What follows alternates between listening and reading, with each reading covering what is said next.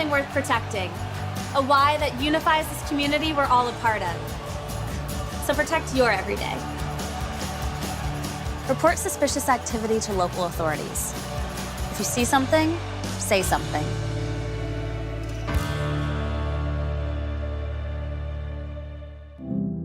Kids across America are going to school hungry every day. With help from caring people across America, No Kid Hungry is providing healthy meals and hope to hungry kids so they can build better futures. Learn more at helpnokidhungry.org. I'm attorney Brian Ritchie. Getting hurt in a car wreck comes with all kinds of stress and frustration. But when you call me, I'll be on top of all of it. So all you need to worry about is getting better. If you've been injured in a car wreck, I'm on top of it. Contact us at ritchielaw.com. WCMC-FM HD1 Holly Springs. Williams, short corner left catch, drives in now to the basket, shot is up, missed, hammer time, put back, jam by Lubin. Pass up top, Holloman. He speeds to the left, drives in on Trimble, keeps his dribble, and then whips it up top for Arsenault, 6 to shoot. Pull up 3, top of the arc, Terrence buries it, straight away, back up 23. What a win tonight for NC State over the Tar Heels. And it's 82-58, the final. NC State blasts UNC here in the Lenovo Center. It is the Adam Gold Show. What's up? I am Adam Gold. That is Victoria. We are live on YouTube. YouTube, search Adam Gold Show or 99.9 The Fan. Either way, you'll get to us. Feels very springy outside. It's going to be almost 70 degrees today. I know. Where'd winter go? Exactly. I got shoes with my toes out. Like, it's, let's go. I'm not, I don't ever do that, by the way. No. Ever. Man. I'm a closed toe shoe person. Yeah. You do, that's fine. I'm not knocking it for you or other people. Yeah, no, I don't for know. Me, if that, don't want it. I've always not been me. that way. Plus, when I lifeguarded all through the summer, so you had to get used to flip-flops. Like, I would just not wear shoes if that was the case. All right, before we get to, by the way, that was Matt Chazanow, Wolfpack Network, 24 points. And we'll talk about this in a couple of seconds.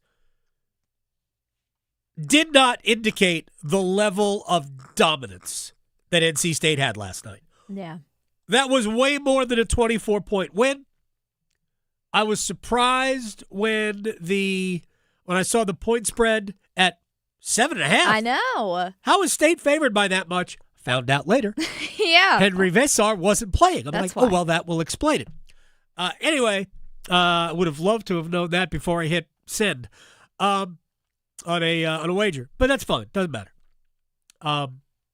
Great performance last night by the Wolfpack, and we will talk about it. We have a developing situation at the Olympics. Oh. Yes. Now, it has been remedied to an extent. Canada and Czechia are 2-2. They are in the final 6 minutes of the second period. Canada has just drawn even on the most unfair power play in the history of hockey. And I'm not saying they shouldn't have been on the power play. They should have. But McDavid, McKinnon, McCarr, Sam Reinhart, and I'm trying to remember who the fifth player was on that top power play unit. It doesn't matter because McDavid found McKinnon across for just to the left of the hash mark shot. Lucas Dostal couldn't stop it, and it's 2-2. I will say this, for those people who were watching the game, and I just turned it on in the studio right before that power play began. If I'm Philip Ronick, and I forget who he plays for now. Is it Detroit or is he Vancouver? I don't know, wherever Ronick plays. He's an NHL player. That was a pretty poor effort of defending the shooter. Like, don't go out. Like, go down and block the shot, bruh. Yeah. You got a 2-1 lead on Canada. You want to create and maintain as much of this scoreboard pressure as possible. Yeah, because they're going to turn it on. Because you're probably going to get your doors blown off now. Mm-hmm. But the longer it stays 2-1, the more everybody in a red uniform grips that stick tight. The scoreboard pressure in the Olympics is real. tomorrow when the United States women play Canada. And we somehow try to stay on the course with the show. Right, exactly. Because it's during the show. And it's not going to be easy. But tomorrow when the United States plays Canada, it should be easy is a relative term. It should be a USA win, and probably a comfortable USA win, given what we have seen when they played already in these Olympics. Yes, it was without their best player, Marie-Philippe Poulin. She will be back in this game, but as good as she is, and I think she is the all-time Olympic leading goal scorer for Canada, she is not the difference between 5-0 United States and something a lot closer. The pressure of winning an Olympic gold medal against your biggest rival is the narrowing factor. Scoreboard pressure, the moment, that's what could get in USA's way tomorrow when the women play for the gold medal. And honestly, as good as Czechia is, and they were my pick to get a bronze medal at the beginning of the Olympics, figure USA, Canada would play for gold, I picked Czechia to win the bronze. Now, if they don't win this match, it's over. They will not get a medal of any kind. They put themselves in this situation. They are good enough to create this pressure on Canada. How would they handle it? And so far, through almost 2 periods, Canada has not handled it all that well. Sidney Crosby, I don't know if he's back in the game or not, but they have been very physical on Crosby. He left the game at one point, I believe, in the second period with just having taken 1 or 2 too many shots, including one from Martin Necas. Oh. By the way. We know that guy. And Radko Gudas has been very Radko Gudas-like for people who know how he plays. He's a very physical defenseman. He's not a great defenseman, but he's good, and he is super physical. Very Gudas. Yes, he is. That was cheesy. Anyway, I apologize for that because it was unnecessary. But Canada right now, having gotten even in the game, is not chasing the game anymore. Although 2-2 still puts you in jeopardy. They led 1-0 through Macklin Celebrini. The Czechs scored the next 2 goals in the first period, including a power play goal from David Pastrnak, who has not had a great Olympics until today. Necas is not on the score sheet yet. But Canada got the power play and got the goal to get them even, and that's where we are, 2-2. We have about 3.5 minutes left in the second period. Man, if this gets to the third period and we're talking about a 2-2 game, there are going to be some people not here, north of our border, who are super nervous about this. Yeah. Because Canada is, not by a little, I think, the best team in this field. Yeah. So, for sure. All right, let's get to it and talk hoops. Let's get it started. Let's get it started in here. All right. Let's get it started. We're going to talk about last night. First, I just need to confirm something. Yes, we're good. Brandon Bussi will join us bottom of the hour. Yeah. 12:30 for Carolina's new 3-year contract extended goaltender. I need better glasses here. Yes, we're all good.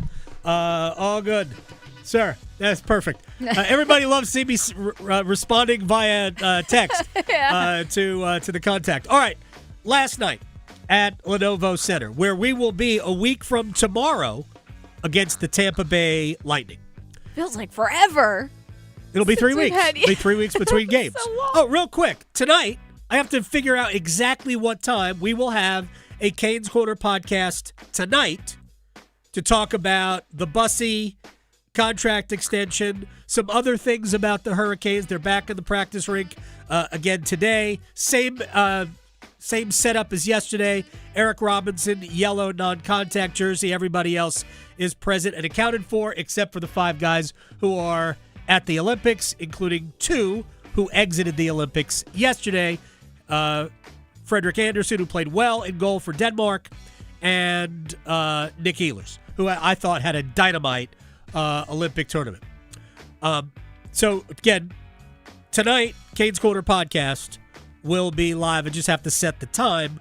We'll talk a little Olympics and, of course, about Brandon Bussi, who will join us at the bottom of the hour. 82-58 at Lenovo Center last night.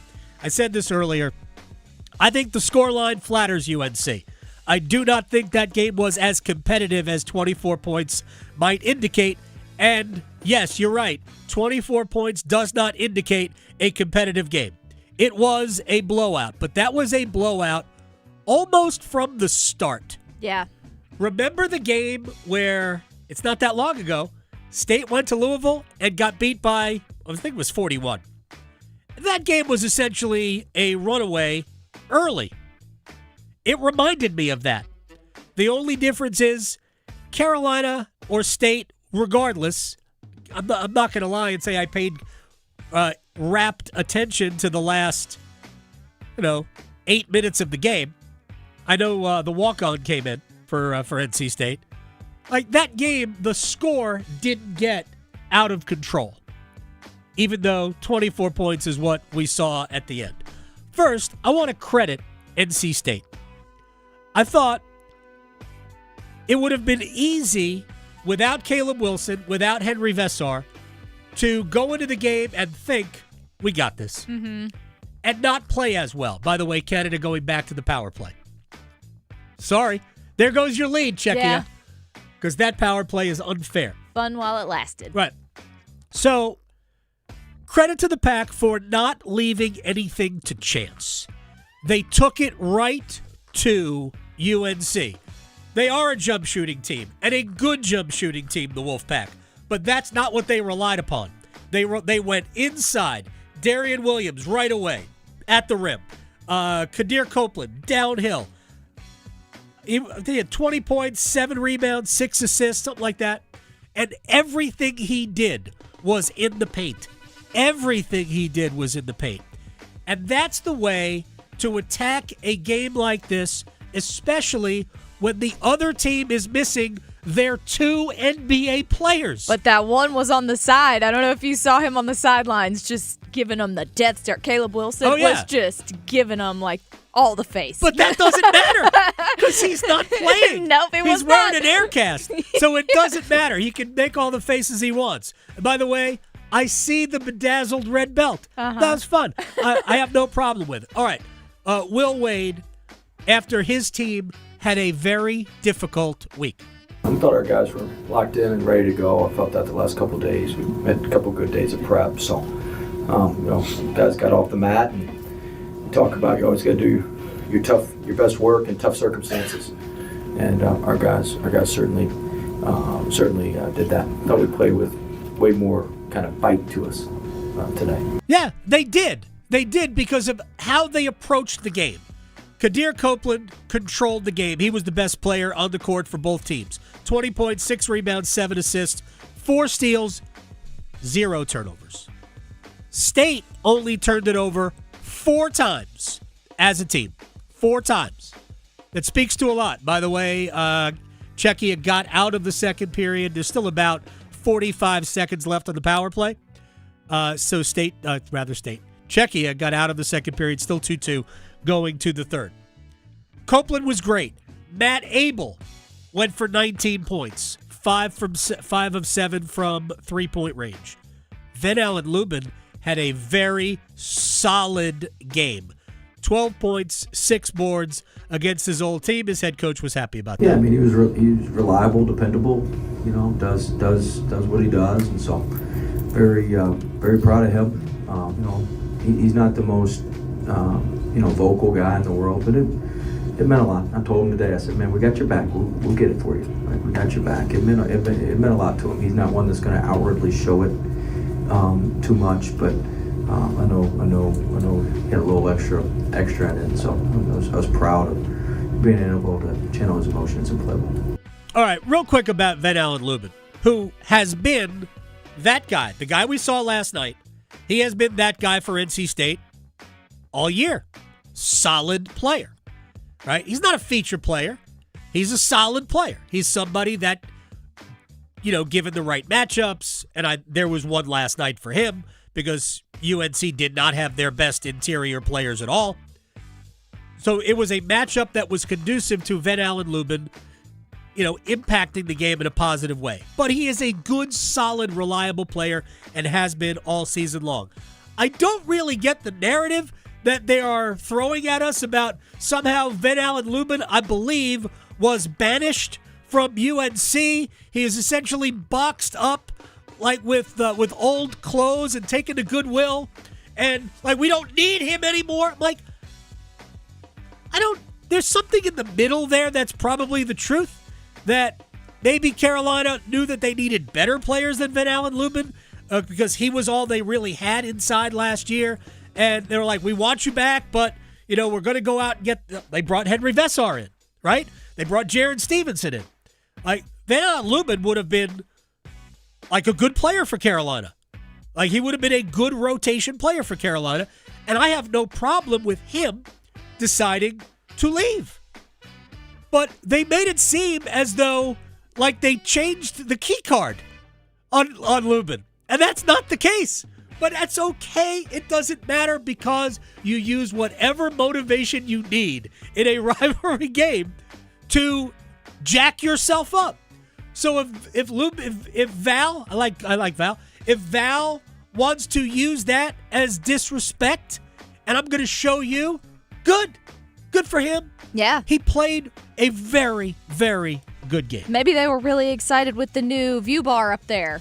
I did not see anybody tweet from it. It looks very fancy. It does look fancy. I will try to check it out on Thursday, next Thursday, not tomorrow, when the Hurricanes host the Tampa Bay Lightning. Paul McNeil, 10.7 boards, 2 of 4 from three-point range. Darian Williams, 13 points. I don't know how many stitches, but probably pretty close to as many, give or take. Maybe he had 15, maybe he had 8, I don't know. But he took a fall right over his, was it left eye, where he hit the court, opened him up. They needed a whole bunch of managers to clean up the blood. He came back wearing number 34 before, I guess, his number 1 came out of the wash. They don't have a backup? I mean, they don't why wouldn't you? I don't understand. It's not even multiple numbers. Right. It's just one. Come on. We should have a backup of that. Anyway, and I thought he played well, and Will Wade talked about his star player. It's too bad he got hurt. He was getting ready to go for a big game, I think. I know. I mean, he was getting ready to unload. But he got banged up and came back. Shows how much this game's meant to him and meant to our guys. And so, very proud of him. Well, I thought he played with a ton of energy. He played the right way, and he came back and continued to play well. And he came back and he didn't try to make up for lost time. He came back and he fit in. Here's what you need to recognize, and I think this is good leadership from Williams. He recognized that game was about Kadir Copeland. He was controlling that game, so let him cook. And then just play off it. And I thought State did a great job of that. 9 of 20 from three-point range. All right. I put this out on Twitter yesterday, and I think it's important that we talk about how good the Pack were, because they were excellent last night. But at the same time, I don't think we learned anything. I really don't. It's a great win. It's a resume-building win. And all of the, well, maybe NC State isn't an NCAA tournament team. Miss me with that. They're going to make the NCAA tournament. I think they're going to be seeded. They'll be wearing a home uniform, in my opinion, in the first round, which means they'll be seeded 8 or better. I think I like them even maybe to get as high as a 6. I think they could win the ACC tournament, which would put them in a much higher place in the bracket. I have only positive thoughts about the future of the Wolfpack. But we didn't learn anything about the issues that Will Wade talked about. We didn't learn anything about whether or not this team is soft or tough. Because UNC didn't make them do anything last night. Mm-mm. As much as I liked the Wolfpack last night, I will say this. If Zayden High is your best player, and I believe that every Tar Heel fan who watched that game last night, if you were like making an assessment, yeah, Zayden High was our best player tonight, and he was wonderful. He had 12 points, 10 boards, double-double for him, who, barely played until the injuries hit. Zayden High's your best player? You weren't any good. Sorry. I was more disappointed by the way UNC played last night, the manner in which they played last night, than I was about anything else. We go back to the game last Monday, when State went to Louisville and just got run. And Will Wade talked about, we were never get any footing. I pointed out it was 25-20 in the first half at Louisville. And I don't know if State had the ball or not, but it was 25-20. I thought in that game, especially in the first half, NC State tried to shoot their way into contention, which, when you're a good jump shooting team like the Wolfpack, makes a little bit more sense, but not really. That's what Carolina tried last night. The easy way. Let's see. And I saw Hubert Davis make some allusions to this during the postgame. We knew we were going to have to make threes. We didn't. Yeah, you didn't have to take 20 of them in the first half. I don't know what the number was. At one point, they were, I think, 1 of 17 or 1 of 18. Folks, you just aren't that good. If there's one thing, I'll tell you what, the worst part about NC State was their inability to get back defensively after their own made baskets. And they made enough of them. Carolina should have taken advantage of it more. But I did not see, knowing that you're going to have to play without Wilson, without Vessar, I did not see Carolina play that game like it was a rivalry game. It was as though they were traveling to play, Florida State. That's what I saw. I didn't see a team on the court playing a rivalry game.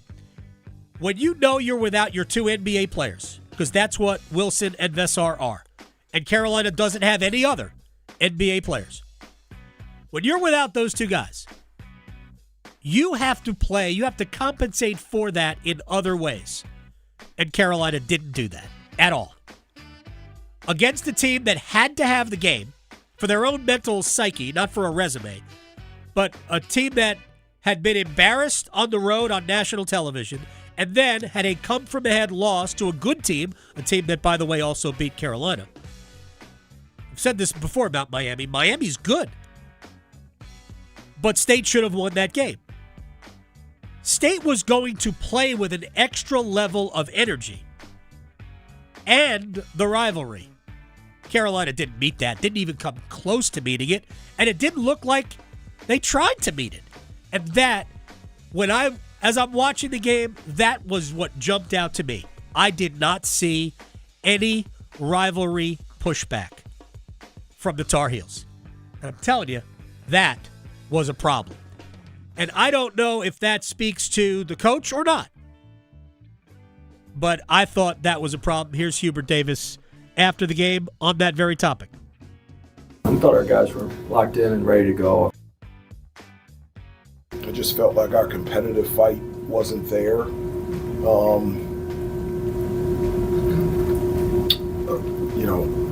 Especially from a defensive standpoint, they didn't feel us defensively. They didn't feel our presence at all. We talked about that, and at the end of the day, it's going to end up being one-on-one defense. Can we defend them without fouling? And are we man enough when the ball goes up in there on the ground? Can we go get it? And I don't think we did a very good job of that. Agreed. And I know you can go after the fact. It's easy to say, but I saw that in real time. The scoreboard showed it. There should have been more fight from UNC just to compensate for what you were missing. Real quick, I want to hear one more from Hubert Davis because, you beat Duke not that long ago. But you followed it up with the loss to Miami. You beat a Pitt team that you were always going to beat no matter who you had or didn't have on the court. And then you lose to State like you did. We said over the last 8 days, that's life. I don't know how else to put it. I like to hear if anybody in this room has had consistent, sunny, clear sky, no wind days. I mean, things you have to adjust. The only thing you have control over is how you react and respond, and so we'll get back to work and move forward. Look, I had no problem with the loss to Miami. I thought Carolina played relatively well. They weren't great, obviously, but Miami's good. The Pitt game, I mean, you were always going to beat them. Yeah, but last night, I know you didn't have Vessar. You knew you weren't going to have Wilson, but that was not good.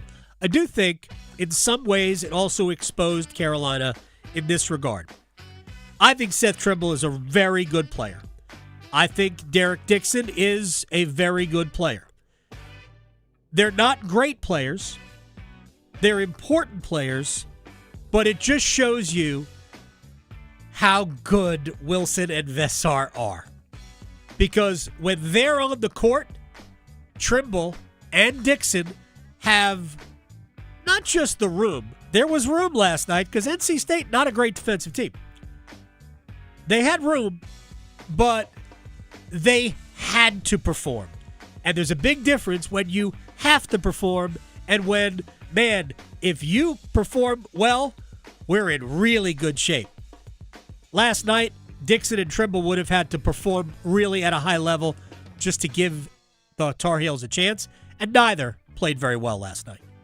They needed them to just have a chance. There was no Wilson. There was no Vessar. All the points, all the rebounds, all the defensive presence was gone. And it kind of exposed UNC for being, I mean, not a two-man team, but those guys can't do it on their own. I know that surprised people. I saw today, well, the bar's been lowered now for Carolina. No, it hasn't. Vessar will be back. Wilson will be back. The bar is exactly where it was. This should be a second week of the NCAA tournament team. Full stop. When we come back, Brandon Bussi, goaltender. Maybe not only this year, but future, maybe number one for the Carolina Hurricanes. He will join us next. His Zamboni is bigger than yours. The Adam Gold Show on the North Carolina Sports Network. Listen for the Did He Just Do That? Now a steal by Brown, a spin and a dunk! The deep looks from downtown. McNeil lets it fly and cans it. Paul McNeil, fourth second half triple. Did he just do that? Trimble draws the foul and gets the layup to go. Another three-point chance for the Heels. The road to Indianapolis runs through 99.9. The Fan. Driven by Strategic Tax Resolution, Fairway Green, and Wake Med. I know we just wrapped up what might have been a romantic Valentine's weekend, but the spice doesn't have to stop there. I'm Victoria Vodnecker here for Blue Shark Vodka. They produce the smoothest and cleanest vodka right here in North Carolina. And you might already be familiar with them because if you go to the ABC store right now and look for the coolest bottles, you'll find them. They have a 3D shark swimming around at the bottom, but the level of thought doesn't stop at the design because they use 100% non-GMO sweet Carolina corn, so it's as smooth as the Carolina surf. So don't waste any time. Go check them out at your local ABC store today. Having insurance isn't the same as having State Farm. It's like needing a lawyer, but getting some guy who just watches courtroom dramas. How does the defendant plead? Guilty. Wait, what? Also, objection. You object to what? Erroneous. Counsel, approach the bench. Hey, can I get a whack at the gavel? You wouldn't settle for just any lawyer, so don't settle for just any insurance. Get the real deal with State Farm. Like a good neighbor, State Farm is there. It's bow time. A leg and thigh dinner from Bojangles for just $6.99. Leg and thigh dinner from Bojangles for just $6.99. So crispy. So crispy. And juicy. And juicy. So much flavor. So much. Stop it. What are you doing? What, you expect me to get this delicious deal and not say anything? You're unbelievable. You're unbelievable. With a boldly seasoned leg and thigh, choice of fixin', a biscuit, and legendary iced tea, it's a deal so good it's worth repeating. So eat and repeat while it lasts. It's bow time. It's bow time.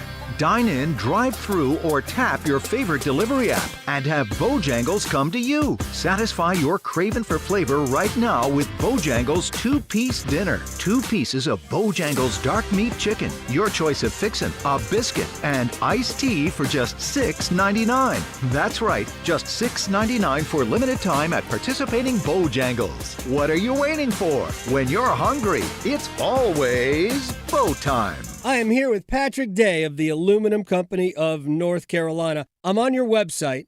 Gutter helmets right on the front of the website. Do you have a gutter helmet to fit my head? I have a small head. We have a gutter helmet for every head, Adam.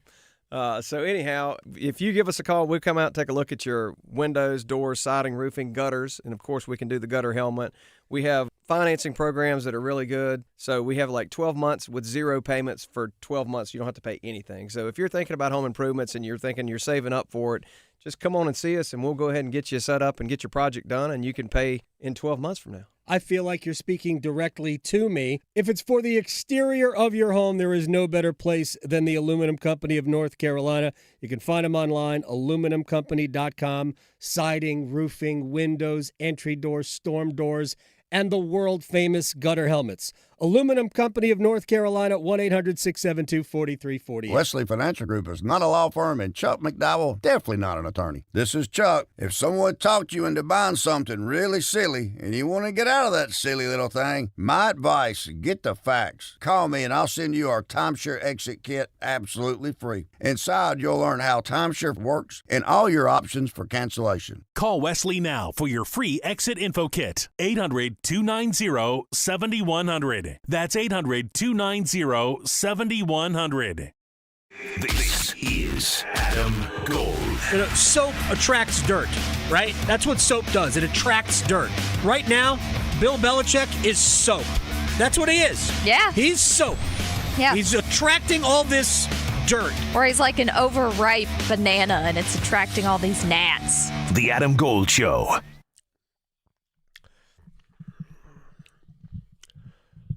It's the Adam Gold Show. I'm Adam Gold, Victoria, producing the program. They are underway in the third period. Canada and Czechia 2-2. Canada on the power play. They got about 30 seconds left of it. I've been absolutely locked into the Olympics, so I haven't been paying attention to anything else that's going on in the world. We are joined now by Brandon Bussi, Carolina Hurricanes goaltender. So fill me in. Has anything big happened during this Olympic break? I'm unaware. I don't know. This is the second time I've been on the show the last few months. That's pretty big, no? That was the best answer I think I've ever gotten to a silly question. Congratulations on the new deal, man. Thank you. I know. Thank you. I appreciate it. This whole thing has been a whirlwind, I'm sure, from the beginning, from just, being acquired by Carolina to how everything has developed. Has there been a level of stress? Because I don't see you as anybody that has stressed over a lot of things, and maybe there are reasons to stress just about life in general, but has there been any stress over this situation at all for you? Maybe a little bit. It's really nice to have it out of the way, but in terms of when, I was playing or whenever I was playing games, hockey kind of takes me out of everything that's going on, in my life. I kind of just enjoy it. So it hasn't been too bad, but maybe kind of finalizing it was a little bit of stress, but I'm happy to have it set in stone now and kind of be a Hurricane for a few more years. Yeah, I think we're all excited for a lot of reasons. One, it's great to watch you do your thing. I say we want to start with the fact that, you're obviously good at what you do. And that is important, obviously, to you. It's important to fans who have really fallen head over wheels for Brandon Bussi. But it's obviously it's a load off your own mind to think about your future. Stability is important. So let me ask you this. Speaking of stability, because I know what job one was during this Olympic break, wedding planning. How did that go, at least initially? It went great. We got some important things done. We went to our venue, did the food tasting, so that's all set. Looked at some other restaurants for rehearsal dinner.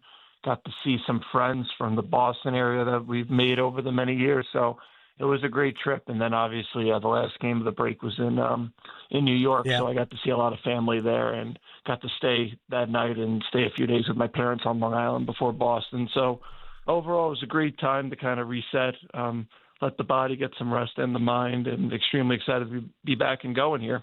As somebody who has, well, I wasn't part of the wedding planning, but band or DJ? We're going DJ, so. Okay, that's fine. There's. Are you sure? Are you sure? Are you mixed on that one? Well, I was a band guy. I chose band. I was my this. It's a long time ago now. We're nearly. Gosh, I hate to say, we're almost 40 years away from. I've been married twice. From my first marriage, we got married in '91. So I guess it's not. I guess 35 years ago. So we went band, but DJ is a solid option. I mean, I'm sure was it hard to pick the DJ? We did our research. We picked someone we liked, but I mean, yeah, you never know. Maybe we can try and find a band for some parts of it now with the new contract. Maybe we can find a little budget. How about a three-piece string trio for the rehearsal dinner? Maybe. Fun fact, I played the violin growing up for 10 years. So, did you really? So that wouldn't be too bad. Yeah, I'm a little rusty now. I don't know if I still got it, but classical violin? Yeah, whatever the school orchestra was. It was. I enjoyed it. It was a good time to kind of just let loose. So I enjoyed it. It was fun. I stopped once I went to college, though. Well, that wasn't that long ago, Brandon. It's a lot longer. Yeah, well, it feels like it now. I mean, what, 9 years ago? Yeah, I think 9-10 years ago. Do you still have your violin? For me, that's a long time. It's true. That is true. Back at home in Long Island, not with me. All right. Did you stay in your parents' house after the game on last Thursday? I stayed there for a few days. So, and then we went up to Boston and yeah, just did our thing there for a few more days. All right. One more question about the game at Madison Square Garden. I know I saw the interview after the game, and you said that your family helped you out with tickets. How many tickets did you have to were you responsible for that game? Only a handful, thankfully. A lot of my family, I mean, a lot of them bought tickets, honestly, a month or two in advance. Right. That game was circled on their calendar for a long, long time, and they helped me out, and it was really awesome to see the turnout of friends and family, and it was a special moment for me, for sure. Brandon Bussi is joining us here. I'm looking at the screen. It says Brandon Bussi, Carolina Hurricanes' newest long-term goalie. Again, that is absolutely awesome. A 3-week break between games, though, is unusual during the season. How have you handled the break and all that? You said you got some rest. That's good. But during the season, that is unusual. So how have you handled it? How have you stayed sharp? You've been on the practice ice twice now. Feel good? Yeah, no, it feels good to be back, right? I think a lot of us, we knocking some rust off for kind of being off the ice for 10 days. But overall, I think it was really good for us to kind of get away and relax and let our minds and bodies reset because it is such a long year. So I know what people say, we were playing really good hockey going into the break. How are we going to react? Well, I don't think we're going to have any issues. So we have plenty of time to knock the rust off. I've loved our first 2 practices. It's been high compete, a lot of energy. We've been working hard, and I think we're going to be excited come next Thursday? Yep, against Tampa. Nice way to come out of the break. 1 versus 1. Anybody sunburned? No, we got some good tans though. No sunburn. Everyone was pretty responsible, but some people were looking good. Who has on the other hand, went to Boston and it was 10 degrees there, so I was the opposite of tan. Maybe you're in a Winter Olympics mode. Who has the best tan on the team? Oof, that's a tough one. I mean, we had some Hawaiis there, so maybe Marty's got a good tan. Good. I think he's got good skin for that. So I'll go with him. Very nice. I hope he hears this. I hope people did not I put it and put you in a bad position. Have you taken in the Olympics? Have you watched any Olympics? Oh, yeah, I've watched a lot of hockey. I'm honestly a big curling fan, so I've been loving what the U.S. has been doing, both men's and women's there. So that's kind of my favorite thing to watch. A little different, but I don't know. I enjoy it. It's like pretty strategic and stuff.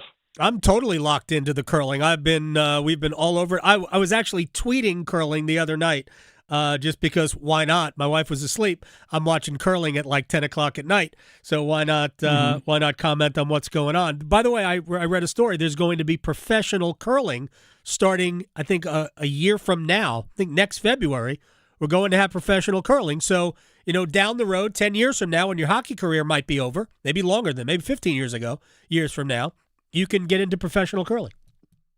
I mean, that would be interesting. I mean, I'd love to try it. It looks pretty hard, though, so we'll see. There's a lot actually of touch and finesse. There's a couple of places in the triangle where you can actually go and throw stones. It's very cool. What has been the best moment, really, as a Hurricane? Let me phrase it this way: is there a moment where you felt like this was really part of the team and where you wanted to make it home? I think the boring, easy answer, but true one is from day one. Like when I stepped into the locker room, like all the boys accepted me in. There was, I'm not going to say any judgment, but I was part of the family from the very beginning. So when I got my first game and started playing and stuff, and even during that stretch of time where I wasn't playing games, there was full confidence in me and an expectation when I stepped in the net that I was going to perform for us. So there's not really one point necessarily. It's just been the whole beginning and that stuff. All right, you played against the Rangers. You met Henrik Lundqvist. You've been interviewed by him twice. What was that like, knowing that you idolized him as a kid growing up? Yeah, it's, a very, very cool experience, to say the least. It's someone that I admired. He was my idol on the ice. Watching what he did for the city of New York, and goalies from that state, Long Island, wherever they were, was very cool to see and to hear kind words from him and kind of pick his brain a little bit and just, have a make-up moment for when I was younger. I didn't get to say any words. That was pretty big. Hey, look, I think all of us who grew up sports fans, especially in the New York area, and I did as well. I grew up, I had family on the South Shore of Long Island. You're from the North Shore, I believe. But I grew up mostly in New Jersey. But I grew up as an Islanders fan or a Mets fan. And meeting your heroes, especially as a young kid, can be intimidating. And you just, but I didn't play the same position as the heroes that I grew up. You grew up idolizing him, so I totally understand all of that. That is fantastic. But you pulled it off. You kept it together pretty well. So no, I mean, it was like talking to any other person. It was very cool. And kind of hear what he's up to and all that stuff. Very, very cool and an honoring experience, to say the least. I got one more thing for Brandon Bussi, then we'll let you go. I don't know what you're going to do the rest of the day, but I know you guys are getting ready to get back into the swing of things 8 days from today, and then it's just like it was before, basically every other day a game. I think your last 25 games come in 49 days. I know you were a Canes Corner live guest down at the local. And I know that the fans are in love with number 32. So how was that experience for you? And I don't know if Jalen Chatfield has done it before. He's going to be the next guest, I believe, on Monday. Would you have advice for Jalen on how to handle the massive crowds that came out to see you? I think he can. I don't really think he needs advice from me. I'm sure some people might look at my strategy doing this stuff and be like, he lets it fly a little bit, but I don't know. That's just who I am. I just am myself. So maybe that would be my advice, but it's such a cool experience to do that and see our fans, right? They're the reason why we can do this. The energy they bring on game days is special, and we're going to need it, during this stretch and obviously in going in the playoffs. Congratulations on the deal. Congratulations on thinking about this team, this city, this organization the way they think about you. And I can't wait to see you soon. Appreciate your time. Once again, congratulations and congratulations. DJ's fine. And I didn't ask you about food. I'm glad the food's going to be great no matter what it is. Enjoy, and I'll talk to you soon. Thank you very much. We'll probably chat again in a few months at this rate. Hey, we could set up a regular thing if you want, Brandon. I'm not above that, but I'll see you at the ring very soon. I'll see you. Have a good one. You too. Brandon Bussi here on the Adam Gold Show. Why did I feel like there were times where he was interviewing me? Yeah, he turned it around. See, yeah, we'll have to, the next time I'll have to ask him. I did see your one-timer on here, JD Drift. No, did he want me to ask Brandon the one-timer? Mm-hmm. Oh, I'm sorry. Yeah. I didn't know it that. was, well, I'll save it for next time because it's a good one. All right, well, we have one-timers when we come back. So you can ask it to me, and then we could just speculate. This is what my new best friend. This is what Brandon Bussi. With the band, or not the band. DJ. With the DJ. That's very modern. We don't do a lot of bands these Mm-hmm. days. We do DJ because then we know the music's going to be great. Exactly. You go with a band, you're just not sure. The electric slide just isn't the same. We didn't do it. All right, one-timers is next. Asheville to Wilmington, Boone to Durham, The Adam Gold Show on the North Carolina Sports Network. Practicing a championship way can happen 100% of every day, on the mat and when traveling highways. A law of sportsmanship includes taking the high road when going away and returning home. Buckle up your seatbelt in the front and back seats. Every seat, every time. Each time you click it, it counts as a winning ticket. Demonstrate your championship drive through your safety practice. A winning major decision. This message was brought to you by the Governor's Highway Safety Program and the North Carolina High School Athletic Association. Seniors, know your rights when looking for new housing. Licensed adult care homes come with rights to quality care, oversight, and a long-term care ombudsman to advocate for you. In registered multi-unit assisted housing, services are arranged separately, and you could have fewer care-related rights. For more information, contact your regional ombudsman today, because knowing your rights means protecting your future. Go to ncdhhs.gov/contactnc for more information. Brought to you by the North Carolina Department of Health and Human Services.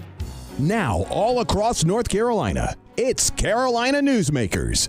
Each week, leaders from politics, education, business, and the arts join Don Curtis to share insights and ideas shaping our state. Hear interviews that go beyond the headlines with guests who know North Carolina best.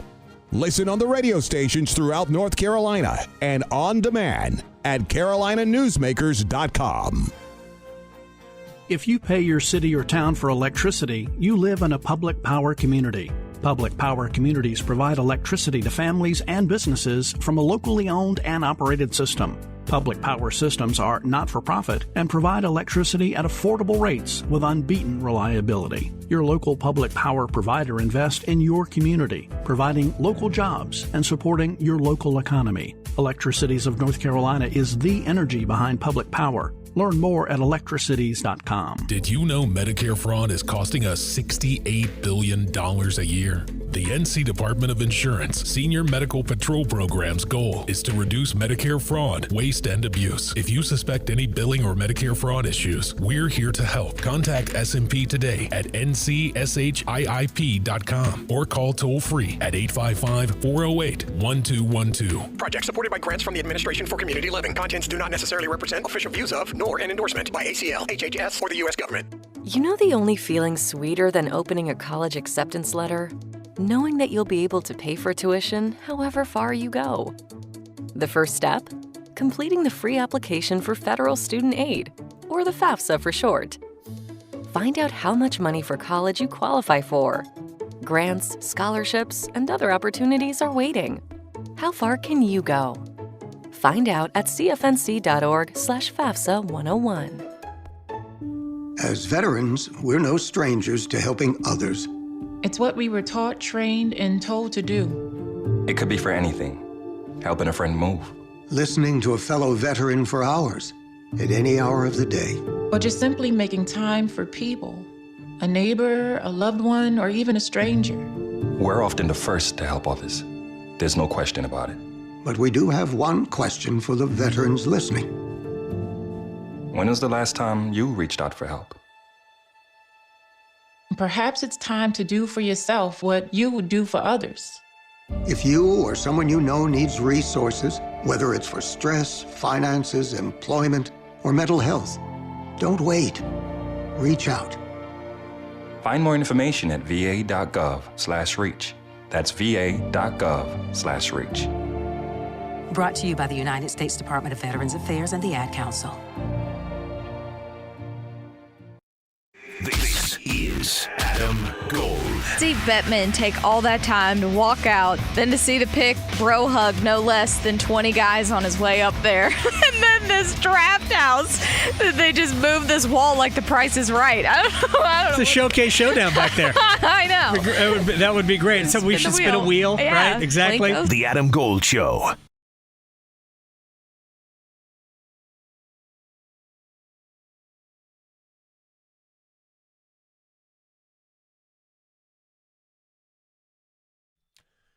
It's the Adam Gold Show. I'm Adam Gold. Victoria producing the program. Under 10. 2-2. No Crosby for Canada. Czechia has been applying some pressure right here. Jordan Binnington just had to make a really good save on, believe it was Tomáš Hertl, right in the slot on a feed from Martin Necas. It was a tough shift for Canada. They were in their own end probably for about a minute having to defend. But Czechia has not scored since, I think, about the 5-minute mark of the first period. Is 2-2. They're all the pressure we talked about, the scoreboard pressure in these situations. I don't know what Canada was favored by. I don't know what the line was for Canada-Czechia. But my guess is Canada was probably, I don't know, minus 450, minus 500, maybe more. Now, it's one-shot game, about 9 minutes to go. Anybody's hockey game. Anybody's. And again, no Crosby. I saw a comment on Twitter about the NHL and the Olympics. An injury to Crosby, would it cause the NHL? It isn't about whether or not the NHL wants this. I got news for you. The NHL doesn't. They don't want their players playing in the Olympics. The players do.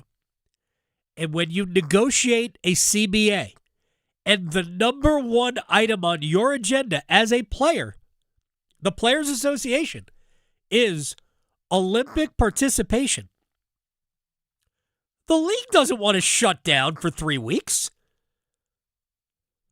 Wait, let me get this straight. The league, right after the Super Bowl, when there is not a void because NBA basketball is being played and we've got college basketball being played, but when the NFL is out of the way, you think the league wants to shut down for 3 weeks? Get out of here. The players demand, this was their agenda in collective bargaining. It is 3-2 Czechia. 7:42 to go. 3-on-2 break. I believe Necas with the assist on the goal. I think he gets the primary assist. 3-2 Czechia. All right. I'll try to figure out what's going on here. One-timers. Okay, so, well, you'll get a little time because this one's for me. It's from William. I'll figure out what happened here. So William had asked me this yesterday. We ran out of time, but he wanted to know what I thought of the news with Ronda Rousey and Gina Carano now fighting on Netflix. So for those who don't know, Netflix is going to hold their first ever live MMA broadcast in May. Okay. So, and it's going to be by Jake Paul's production company, MVP, Most Valuable Promotions. So for those who don't know, Gina is 43. Ronda is 39. The last time Gina fought professionally was in 2009. The last time Ronda fought professionally was in 2016. I could dive in way deeper. Ronda is like trying to throw Gina a bone in this situation. If you have seen anything. But either way, I think this is really going to be great for the sport. So it's going to ignite MMA in a different way, especially with now you being able to get mixed martial arts with, CBS, Paramount Plus. So I don't know. I think it'll be good for the fans. I think it'll be good for the sport. And I'm excited to see. I feel bad for Gina because I think Ronda is going to completely dominate this one. But it's fun. It's all fun. So to answer your question, William, I am super excited for this in May. Next up. Now, I had nothing to do with that. Awesome. So this one for you, because I don't do the golf, even though I would love to learn the golf. I don't do the golf. But William also wants to know what your favorite golf course is around the Triangle. I'll tell you a funny story about that after I answer the question. In the Triangle, yes, it's a lot of great golf courses. So I'm not trying to disparage any. I have one golf course to play in the Triangle. Did it ask public or private? Nope, just favorite. I'll give you my favorite course that anybody can play. Lonnie Poole, NC State's golf course, is excellent. I love Washington Duke. Duke's golf course as well. But if I'm playing golf, I got one public course to play. It's Lonnie Poole. Okay, nice. Here you go. Let's see if we might have time for another one. Let's see. With college baseball season just starting up, have you had a chance to check out any games? If so, what teams have impressed you? Yeah, I will not. Unfortunately, with hockey, I cannot get to college baseball probably until the ACC tournament. And there's curling. Yeah, exactly. It's just hard to do that. 3-2, Czechia. Andre Palat scored the goal from Martin Necas. I think it was a Thomas Harley shot that was blocked that created the transition opportunity. Canada in deep trouble. Delivering more hits than the Canes forecheck. Shoots, he scores! The Adam Gold Show on the North Carolina Sports Network. Hi, I'm Kamiko, the founder of Miko's Hot Chicken. When we started our family restaurant, we were also raising a family. But let me tell you, it wasn't easy. Our Chase Ink card was there to reward us on all of our business needs. Now we have a thriving location, and we're hungry for more. With the Chase Ink Business Unlimited card, you can earn unlimited 1.5% cash back on every purchase, so your business can go from here to possible.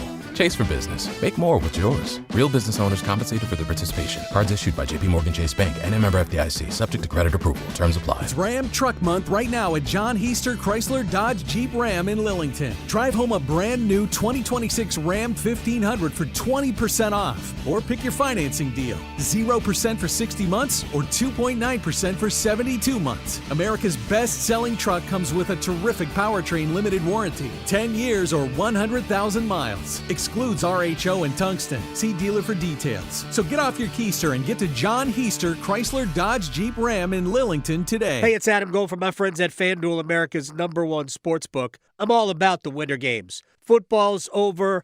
Final Four still a couple of months away. We still don't know who's going to be in the Stanley Cup Finals. There's so many things in the distance, but the winter games are right now. And FanDuel makes already fun events even more fun because you can put a little action, and who knows, maybe you like Switzerland in men's curling. I don't know.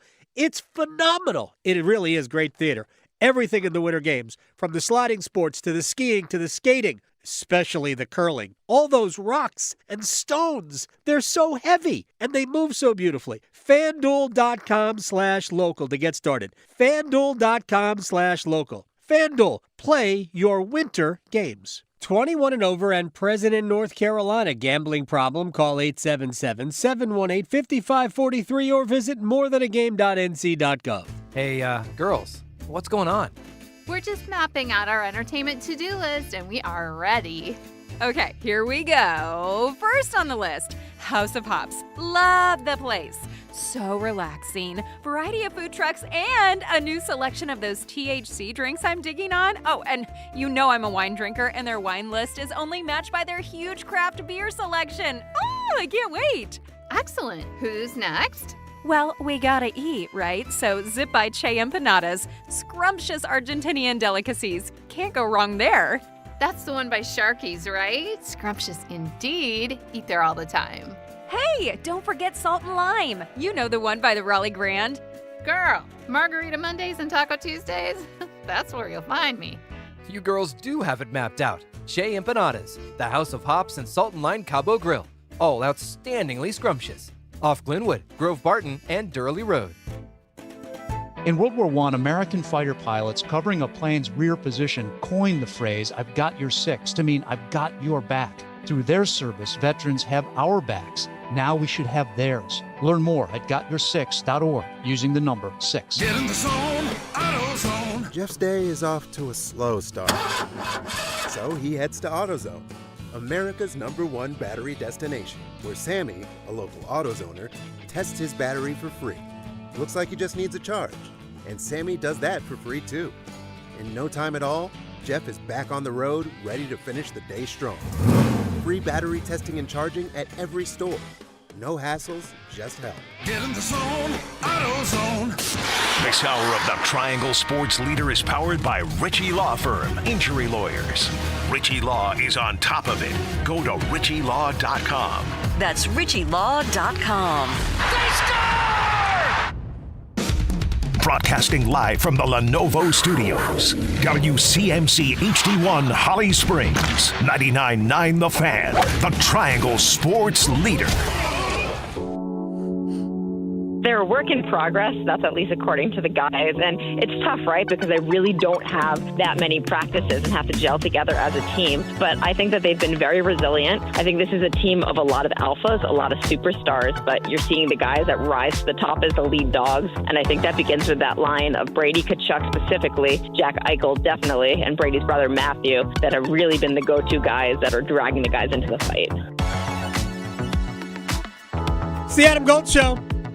I'm Adam Gold. That's Emily Kaplan of ESPN. She's at Milan for the Olympics. She's talking about Team USA. They will play in about 2 hours against Sweden in the fourth and final quarterfinal match. And we are 4 minutes away from them being the top remaining seed. This is exciting. It is incredible. Czechia 3, Canada 2. We are under 4 minutes to go. Let me just try to give you an idea of how the go-ahead goal was scored.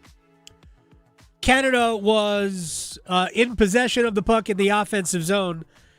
Thomas Harley skated in just inside the blue line, took a shot.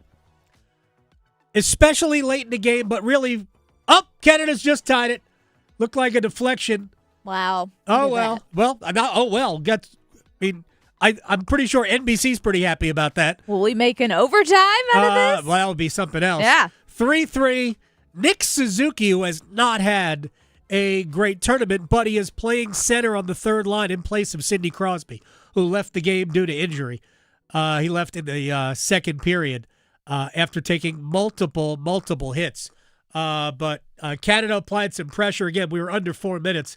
I'll try to explain how the Czechs took the lead. What a great tip. Puck was outside of the framework of the goal. Suzuki stuck the blade of his stick out, deflected it down, bounced past Lucas Dostal. It is now 3-3. We got 3.5 minutes to go in the third period. Here's how the Czechs took the lead.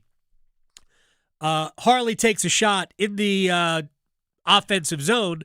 Tomáš Hertl goes down to block the shot. Remember, when the Czechs gave up the lead, when they had a 2-1 lead, Filip Hronek just kind of stood. Like, either block the shot or let the goalie see it, bruh. If I could just bruh this up. In this case, in a 2-2 game, Hertl goes to the ice to block the shot. The puck goes out into the neutral zone. Marty Necas picks it up, starts a 3-on-2. He drops it to Andre Palat, who beat Jordan Binnington for the goal. I'll stop doing that at some point. And now the Czechs and the Canadians are tied at 3. We are just under 3 minutes to go in regulation. We have had an overtime game. By the way, in the other quarterfinal game that is going on right now, Switzerland has a 2-0 lead on Finland after one period. We've already had the Slovaks beat Germany 6-2, a no-contest game. Slovakia is legit good. Legit good. We might end up with a much better, weirder Final Four than we thought. But Canada and Czechia are tied at 3 with just over 2 minutes left. It has not been a great event for Nick Suzuki. I was surprised that they left him in the lineup and took Sam Bennett out. Certainly a testimony to how good Seth Jarvis has played, that he stayed in the lineup over Sam Bennett. I mean, all Bennett did was win the Conn Smythe, right? And he's a player that you want on the ice in these types of games. I'm not disparaging Bennett, and I'm not trying to throw shade on Jarvis. I really thought that Nick Suzuki would come out. I was listening to satellite radio the other day, and they were talking about Jarvis is going to stay in. Does Suzuki come out? And as it turned out, it was Bennett. They might not have done that had they known that Crosby was going to get hurt. But, of course, you would never know that since he wasn't hurt before the game. By the way, there were so many face-offs late. There have been there's just under 2 minutes left now. We've played about 10 minutes since there were 5 minutes left in this game. Should be a lot of fun. And again, Switzerland and Finland, Swiss up 2-0, start of the second period in the other quarterfinal, USA-Sweden coming up. I guess we can run it back and go over some things.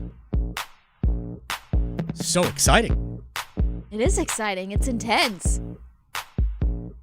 I'm sorry, I'll probably be distracted. We need this game to go to overtime already. I know. I think they play 3-on-3 overtime. Ooh, oh man. Wow, we really.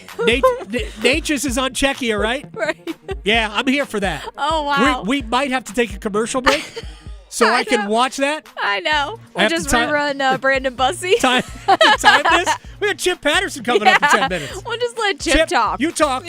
I'm going to watch hockey. Yeah. Tell me about something about college football. Here's, Natchez had a little mini breakaway, but he was bothered. Devin Taves came back, and good back check made it a little bit more difficult on Natchez. 1:10 to play. Wow. 3-3, Czechia and Canada. I'm not allowed to do play-by-play, and I'm not good at it, even if I was allowed. So I won't. All right, last night, the Tar Heels and Wolfpack met. First time I saw this, I was surprised at this.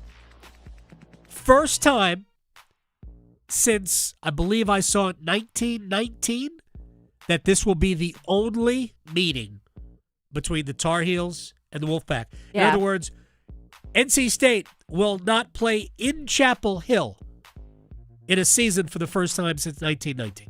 That's just sad. That's just wrong. Exactly. I talked about it. How many times have I talked about it? I talked about it going back to the summer when we saw we knew this was going to happen. It has been a pet peeve of mine.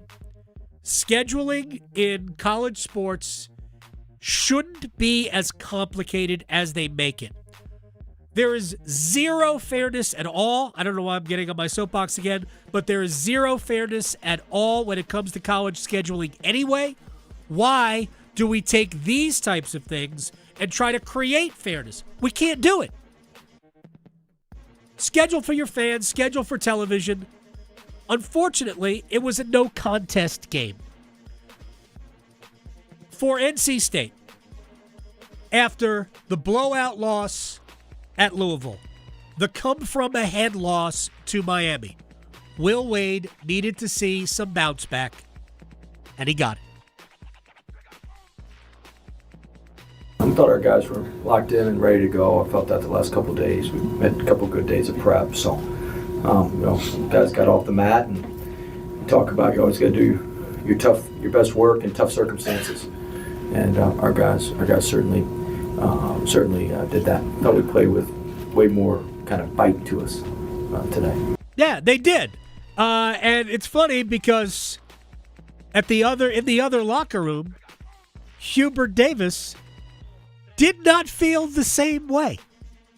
I just felt like our competitive fight wasn't there.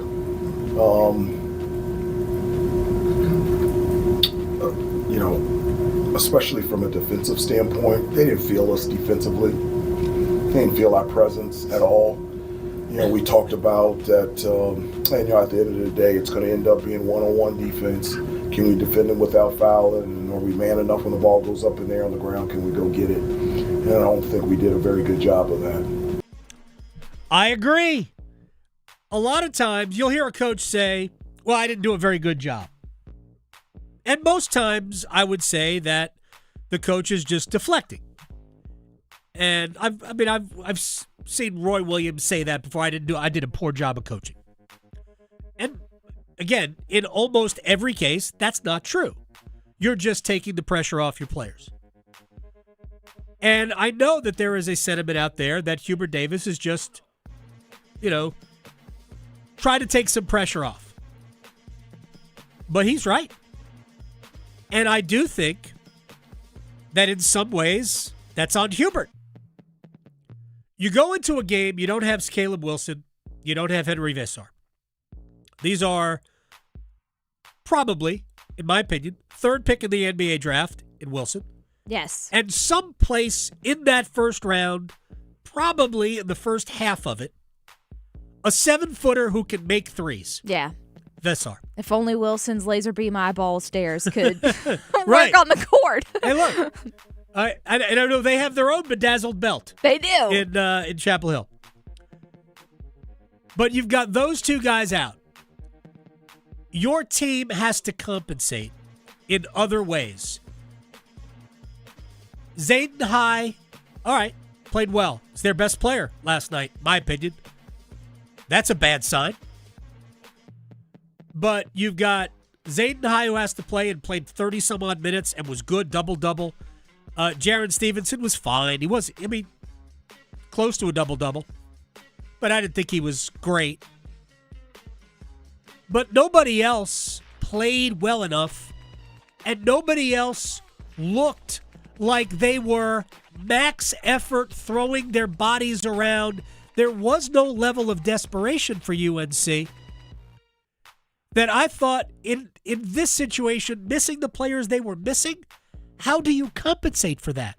There was more effort in the stands with fans chanting things throughout the game. I don't know if people saw that. That's fans chanting. Fans being fans. I got no problem with that. Yeah. But there is a story about, players saying things to other players, not in basketball, in soccer, that if we have time later, I will get to. It's pretty disturbing. Anyway, they are going to overtime at the Olympics in the quarterfinal, the second quarterfinal of the day. Slovakia has already beaten Germany 6-2. Canada and Czechia, amazingly, into the fourth period, 3-on-3. Chip Patterson will join us next. Because your fantasy football team needs all the help it can get, the Adam Gold Show on the North Carolina Sports Network.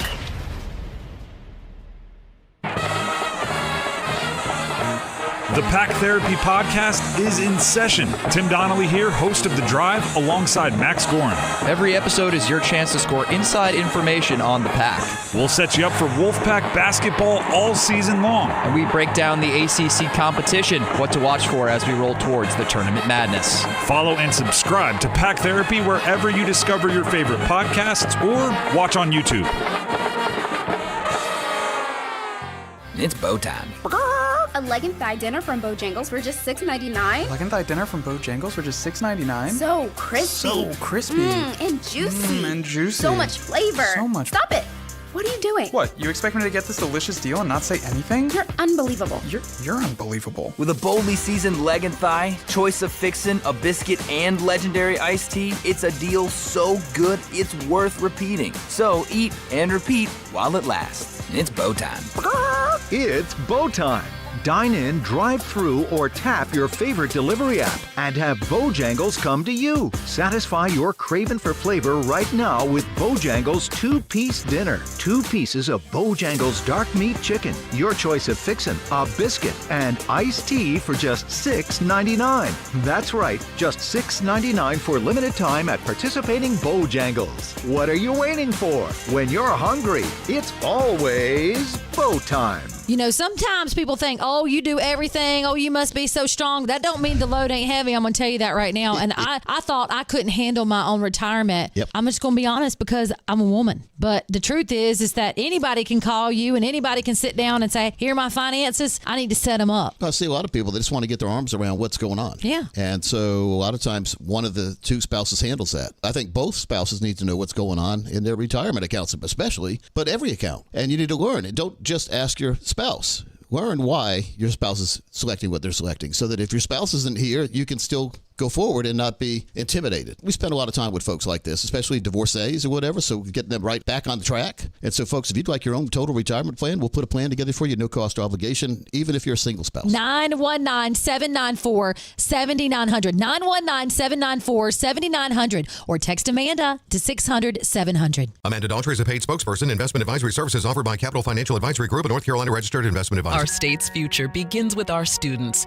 That's why the North Carolina Education Lottery has contributed over $12 billion to education. Through scholarships, school construction, support staff, and pre-K programs, lottery dollars move our state forward, helping students become the best versions of themselves. Visit movingncstudentsforward.com and share how your student or school community has benefited for a chance to earn $2,000 for your story. Must be 18 to play. Problem Gambling Helpline 877-718-5543. Are you 50 or older? This news is for you.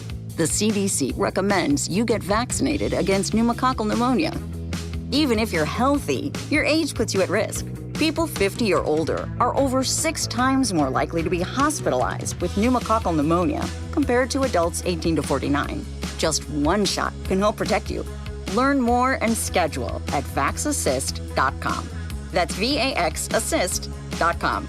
Sponsored by Pfizer. Folks, it's back and it's better than ever. Dennis Cox here from my friends over at Law Tigers. The Law Tigers are once again teaming up with your Carolina Hurricanes to give one lucky Caniac a custom Canes Ducati motorcycle courtesy of Art Moto Garage and Shiny Side Paint. Last time that you can enter this contest is March 29th, but don't wait, folks. Go to caniacsbike.com to enter. Again, caniacsbike.com. Law Tigers is a network of independent law firms who are members of the American Association of Motorcycle Injury Lawyers. Law Tigers is not a law firm. One Adam. Gold. One Adam. Gold. I have his jersey. Do you? Yes. Do you have any other jerseys or just the Jake Delhomme? I got so many. Do you really? I go all the way back from Tim Biakabatuka. Wow. Yes. Cam, Luke, obviously, Smitty. So, yeah, I've got multiple. 6 or 7, maybe? 6, 7? 6, 7? 6, 7?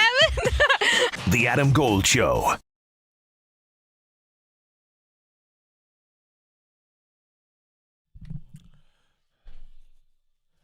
It's the Adam Gold Show. I'm Adam Gold.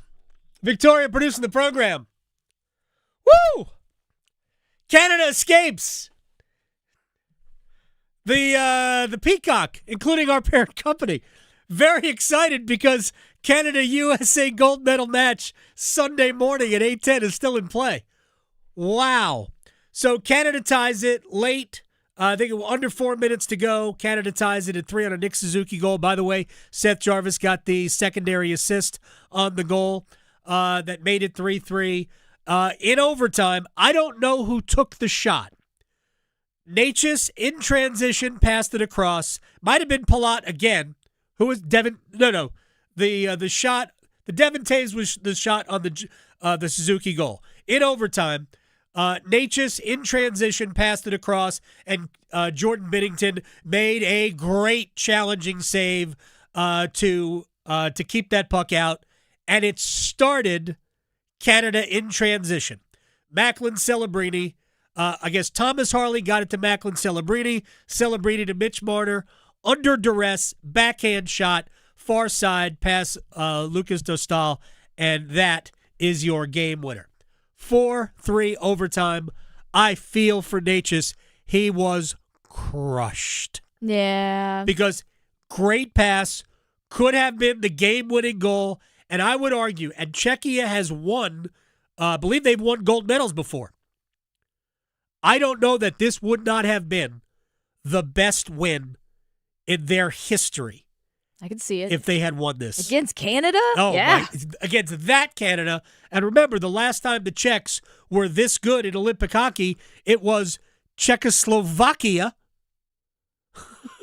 So country's bigger. Good for them. They were great today.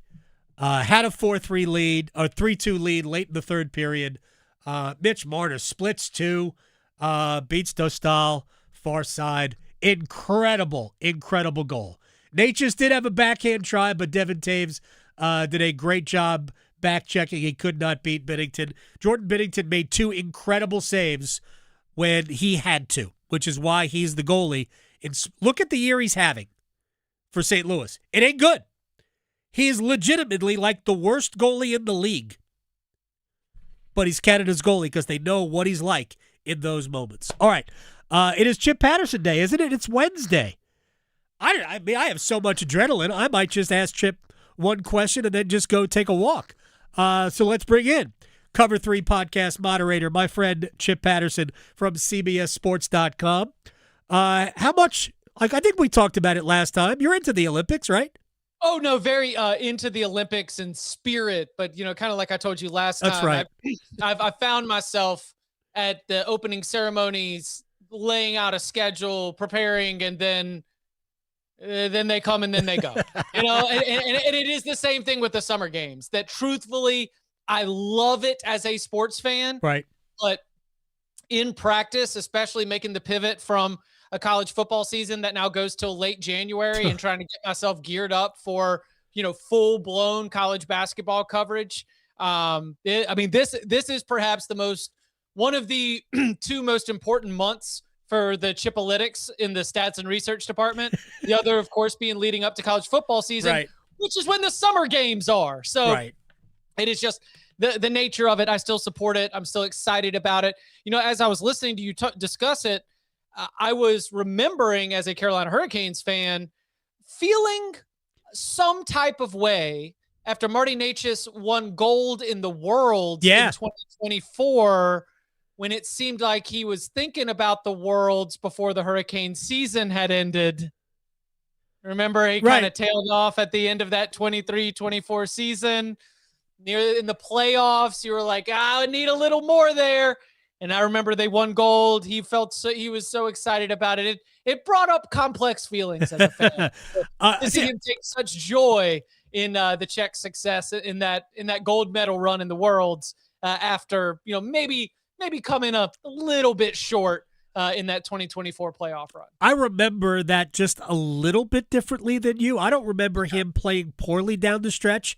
I remember him being frustrated, and I remember how quickly he left to get to his team, which was played in Prague, the World Championships that year. So they had a home World Championship, and he was arguably their best player. Correct. They win gold. He also has a camp there. They do a lot of giving back. He does. And I remember talking to him about it. He was so excited. That was such a big deal for him. And these guys, when they get a chance to play for their countries, and we see that all over the place, it's the reason why the NHL players are in the Olympics, because these guys, the league doesn't want it. These guys have pushed for it.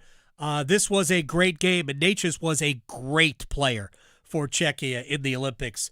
I know he's just devastated. He did have a chance on his stick. He set up the go-ahead goal at 3-2, and he nearly set up the game winner. But Jordan Binnington with one of two great saves late on as Canada ultimately wins at 4-3. Last look, it was Switzerland 2-0 over Finland there into the second period. All right, so I got two things, and I want to ask you about some hoop stuff here too. I got two football things for you, Chip Patterson. The first is something that I saw last night from our friend Dan Wetzel on Twitter, who pointed out, I guess he was talking about another college football podcast. I'm not even sure there is one other than Cover 3. Certainly there is no other daily one. But I thought that it was interesting where he said that there is some talk that Ohio State, Michigan, Penn State are leaving a lot of money on the table by not doing their own thing. Like he said that Ohio State, Michigan alone, that game is worth $200 million a year. I'm not saying that. That's what he was saying. So just for that game, how much money are those two schools leaving on the table. What it said to me was we're headed for a Super League. I don't know what your thoughts are on the potential of those three schools, maybe more so Ohio State, Michigan, carrying the Big Ten, and chances that we might see separation even among the big leagues.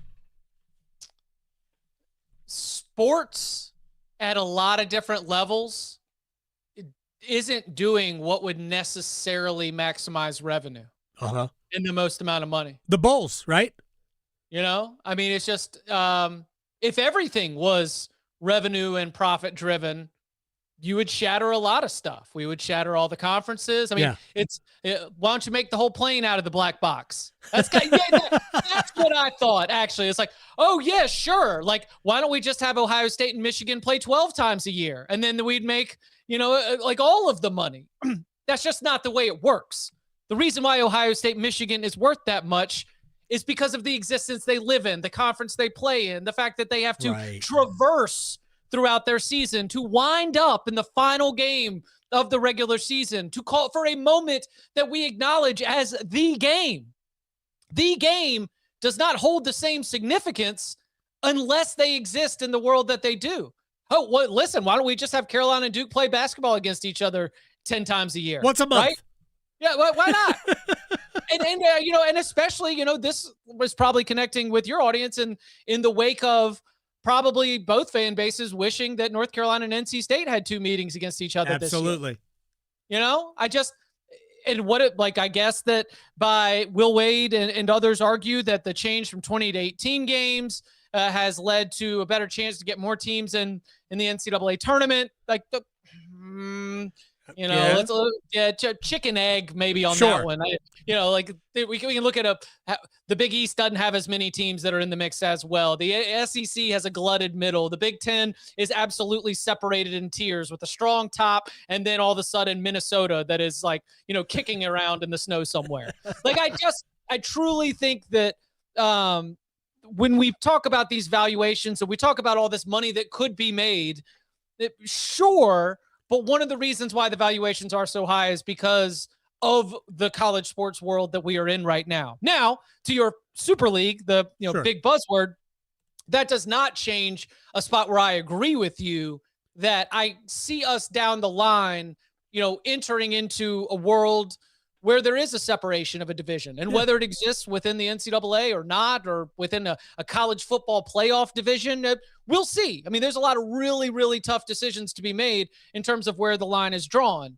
But I think that, the idea that Ohio State and Michigan and Penn State, and then let's be honest about this, call up Georgia, Texas, Alabama, and they're like, okay, let's get together and let's get our thing going. Is some of that going to be financially driven? Yes.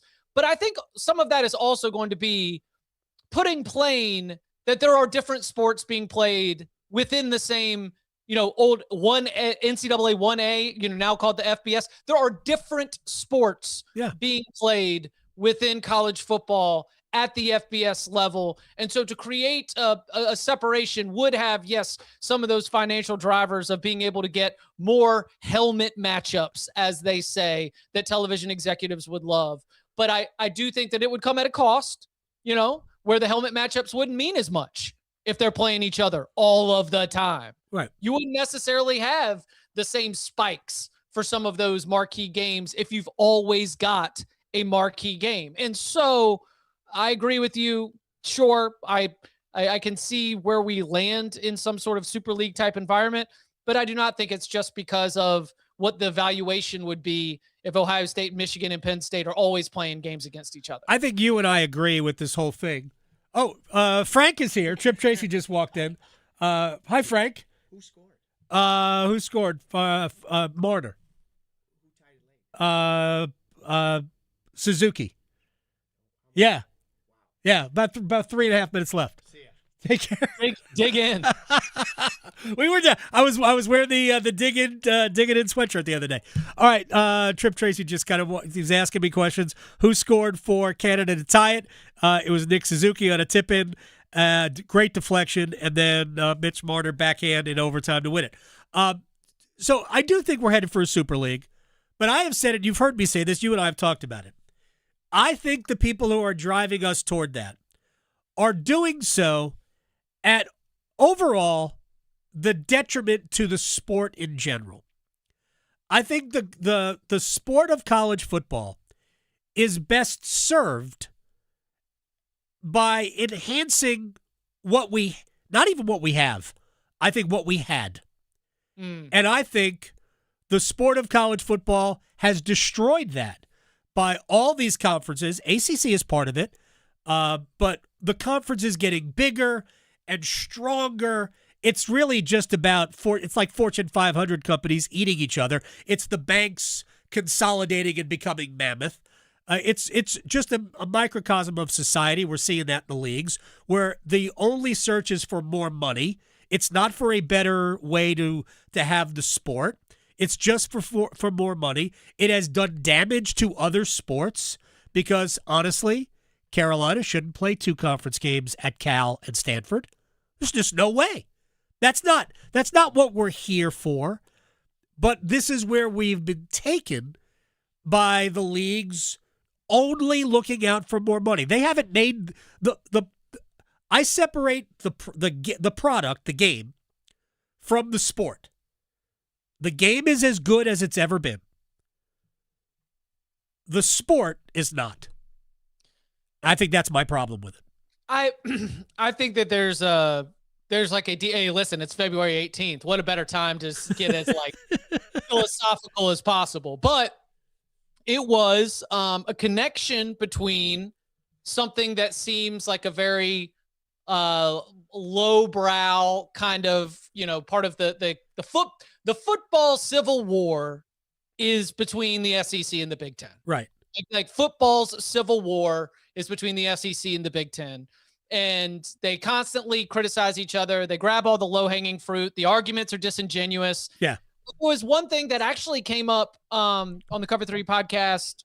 I think it was on Monday. But we discussed that some of these biases are natural. And some of these talking points are not necessarily conspiracy. And the fact is, we are trying to nationalize a sport that is regional. Yes. And that is the friction that we are seeing. And the great moment, because I brought it up and I've gotten a lot of feedback about it, it was in the Rose Bowl.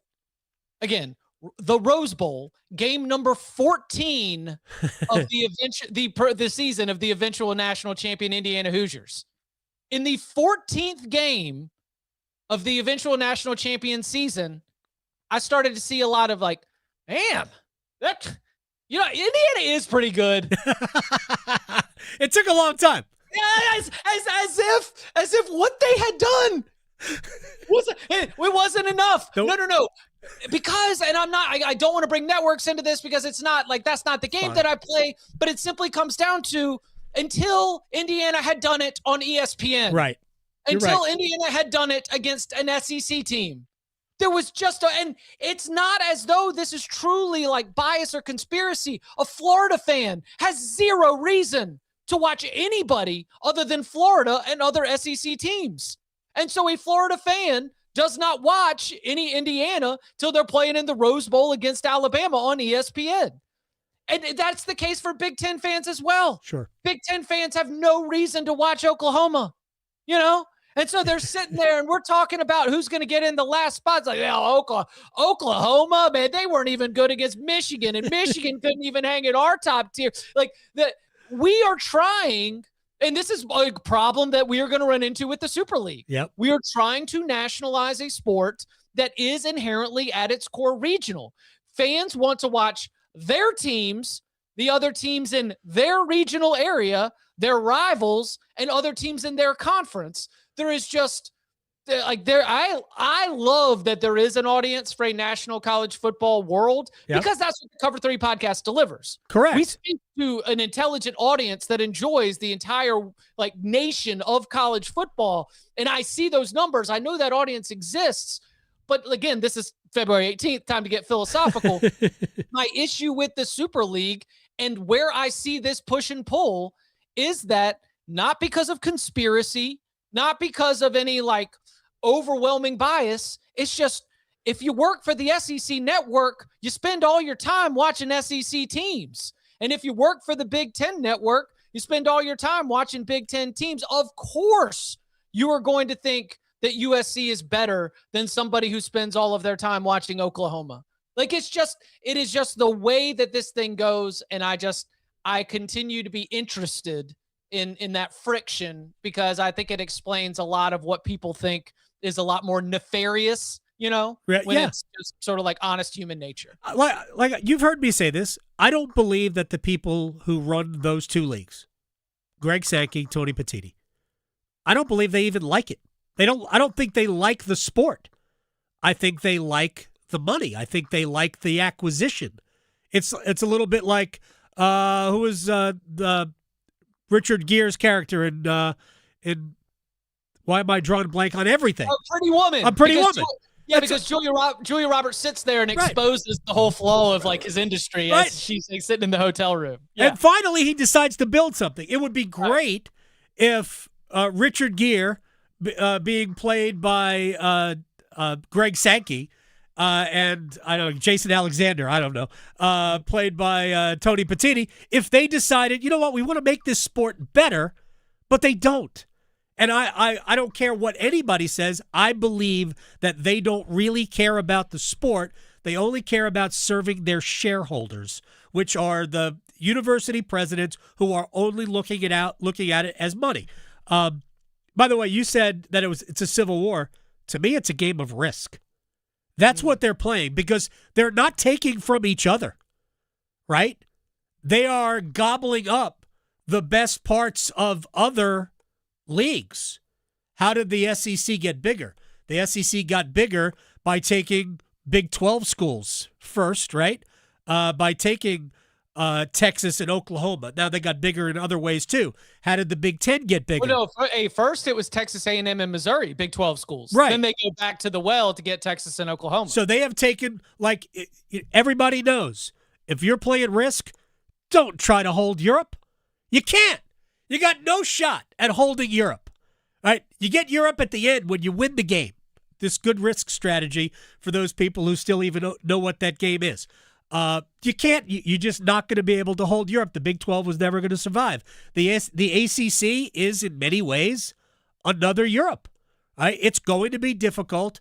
I do think we're headed for a Super League, but if we're not and we're going to stay where we are, 5 years from now, who's next? Clemson's gone. Carolina's gone. Virginia's gone. Who knows? Duke, maybe. Like, the league's going to go because it's worth too much money to the two leagues who are just trying to dominate the world. That's essentially where we're at. So when I saw Dan Wetzel, who I love, and I saw him talking about that last night, I mean, there were a lot of things that running through my mind. I just went, Super League, here we come, because I do think ultimately that's where it is. And I don't think that's going to make the sport better. It's just going to make it a lot different. It's just going to be like a lesser version of the NFL.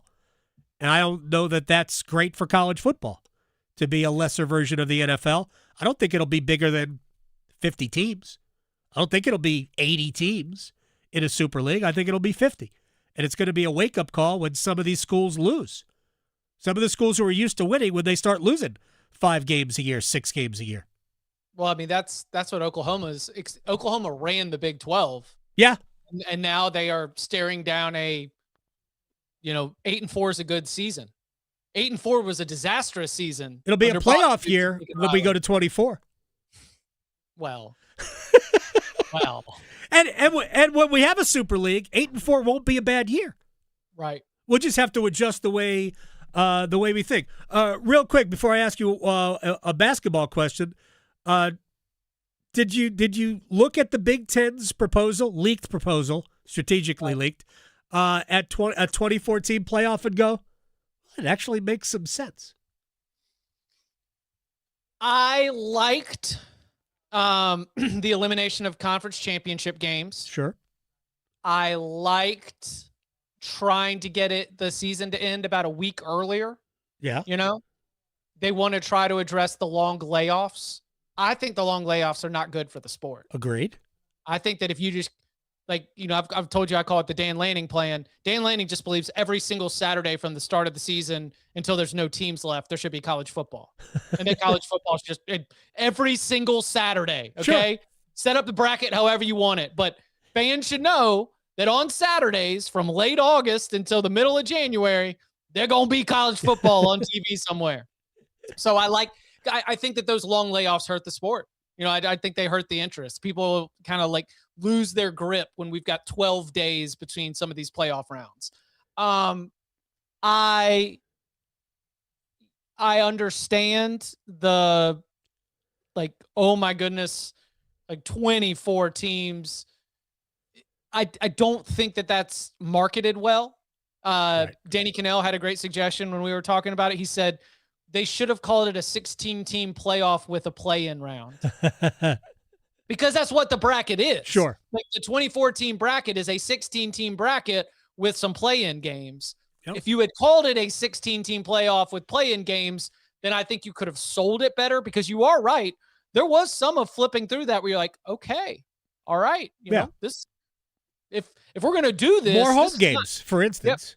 Yep. Every single team in the playoff is as long as you are a top 16 seed is guaranteed a home game. 2 rounds of home games. That's check. I think all those things are good. I found it interesting that in the commentary, there is coaches are describing to their administrators and to conference commissioners that this playoff or bust pressure is leading coaches to support a bigger playoff. That in this world of transient rosters and transfer portal, they do want more mulligans, which is against the old sport of the national champion is whoever's got the least amount of losses and the best team at the end of the year, right? Yep. I mean, that's kind of like the decades upon decades of college football history. We didn't even have national championship games, right? Miami needed to win the Orange Bowl, but also get the right results in the Sugar Bowl and the Fiesta Bowl to be able to wind up at number 1 at the end of the season to win the national championship. But if we are going to do a playoff, I think it's interesting that they would essentially be supporting a participation trophy attitude towards the college football playoff, but one where the coaches probably think, hey, listen, this gives me a few weeks to get my team right when I have to learn a new team every single year. Real quick, and we're not going to talk hoops. We'll talk hoops next week. The making the playoffs, job security thing has a double-edged sword, doesn't it? Yeah. Like a 24-team field missing the playoffs in certain places is going to be a problem. You go 3 years in a row without making a 24-team playoff, and as good as you might be, you're not going to the Gator Bowl. But what if we said the difference between 15 and 40 is so small? We know that. Right, but I'm saying that's where, if I'm Missouri head coach Eli Drinkwitz, right? If I am Virginia head coach Tony Elliott, if I'm anybody who is not one of those 12 teams that is always right there in the mix, but usually pretty good. I mean, heck, who really wants it is Josh Heupel at Tennessee. Sure. Who really wants it is Lincoln Riley at USC. Yeah. We're talking about all these, the 3rd, 4th, 5th, those. Dabo Swinney's going to need that. Dabo Swinney ain't even making a 24-team playoff unless they start to get this thing going in the right direction. Ouch. Jim Phillips. That's like you're like a voodoo doll. That is not a top 25 team in 2026. Yeesh. It's not. I know. You're right. And that's okay. I mean, you've got SMU. No, it's not. It's not okay. What makes you think that's okay? Jim Phillips is sitting in his office in Charlotte going, it's not okay that Clemson is not a top 25 team in the 2026 season. Clemson used to be a regular college football program. I know. Just kind but of not in the modern era. I know. Not now. When I was in school, Clemson was good. Maryland was good. Yeah. That's what Clemson was. They did win a national championship. I get it. But my gosh. The Clemson that I grew up remembering. Florida State could use. Florida State isn't going to make a 24-team field either. Florida State might not make a bowl game. All right, now we got to go. You're depressing Jim Phillips, who I know is watching the show from his office. He's a big fan of the Adam Gold Show and the unprecedented statewide platform. Chip Patterson, you're the best. Cover 3 podcast. It's okay. It's going to be Miami and it's going to be SMU. Those are going to be your two representatives in the college football playoff next year. Virginia could have a good team again, but they're flipping the roster like a pancake. So they gotta win all the close games with a new group. And maybe Carolina will win Champions League because they start the season in Dublin, Ireland. Chip Patterson, my man, I appreciate your time. We'll talk to you next week. Sounds good. Y'all be well. All right, we got to take a break. When we come back, we will stretch, we will place bets, and I will towel off next. Delivering more hits than the Canes forecheck. Shoot, he scores! The Adam Gold Show on the North Carolina Sports Network. Hey, it's Adam Gold from my friends at FanDuel, America's #1 sports book. I'm all about the winter games. Football's over. Final Four still a couple of months away. We still don't know who's going to be in the Stanley Cup Finals. There's so many things in the distance, but the winter games are right now. And FanDuel makes already fun events even more fun because you can put a little action, and who knows, maybe you like Switzerland in men's curling. I don't know. It's phenomenal. It really is great theater. Everything in the winter games, from the sliding sports to the skiing to the skating, especially the curling. All those rocks and stones, they're so heavy and they move so beautifully. FanDuel.com/local to get started. FanDuel.com/local. FanDuel, play your winter games. 21 and over and present in North Carolina. Gambling problem? Call 877-718-5543 or visit morethanagame.nc.gov.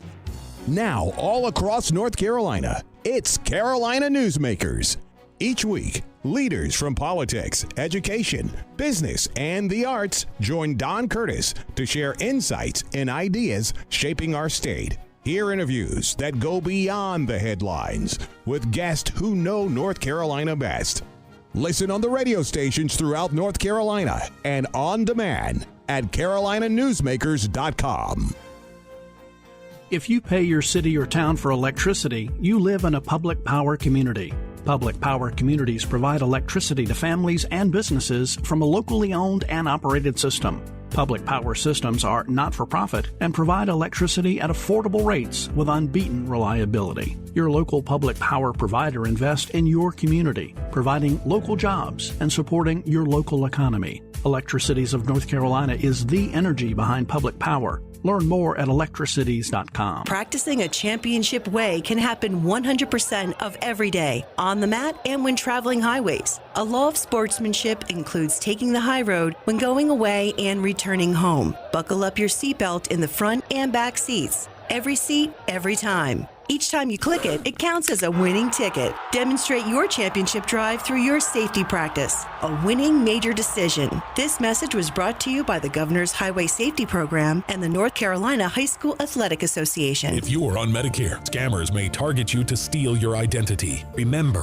Medicare will never call you asking for personal details. The NC Department of Insurance Senior Medicare Patrol Program is here to protect you from fraud and provides you with knowledge to stay safe. Contact SMP today at ncshiip.com or call toll free at 855-408-1212. Project supported by grants from the Administration for Community Living. Contents do not necessarily represent official views of, nor an endorsement by ACL, HHS, or the U.S. government. You know the only feeling sweeter than opening a college acceptance letter? Knowing that you'll be able to pay for tuition however far you go. The first step? Completing the free application for federal student aid, or the FAFSA for short. Find out how much money for college you qualify for. Grants, scholarships, and other opportunities are waiting. How far can you go? Find out at cfnc.org/FAFSA101. Mommy, can I sit in the front seat just this one time? Please, please, please. No, not yet. But why? Because I love you, and you're just not ready yet. Now, get in the back so I can get you in your car seat, please. Putting your kids in the right seat for their age and size is an act of love. Check that your kids are in the right seat at nhtsa.gov/the right seat. Love protects. A message from NHTSA and the Ad Council. This is Adam Gold. We're going to have Seth on the show next week when he gets back from vacation. He was by a pool. What are you doing? Get off Twitter. It's nicer to be on Twitter when you're by a pool anyway. No, just stop engaging with people. The Adam Gold Show.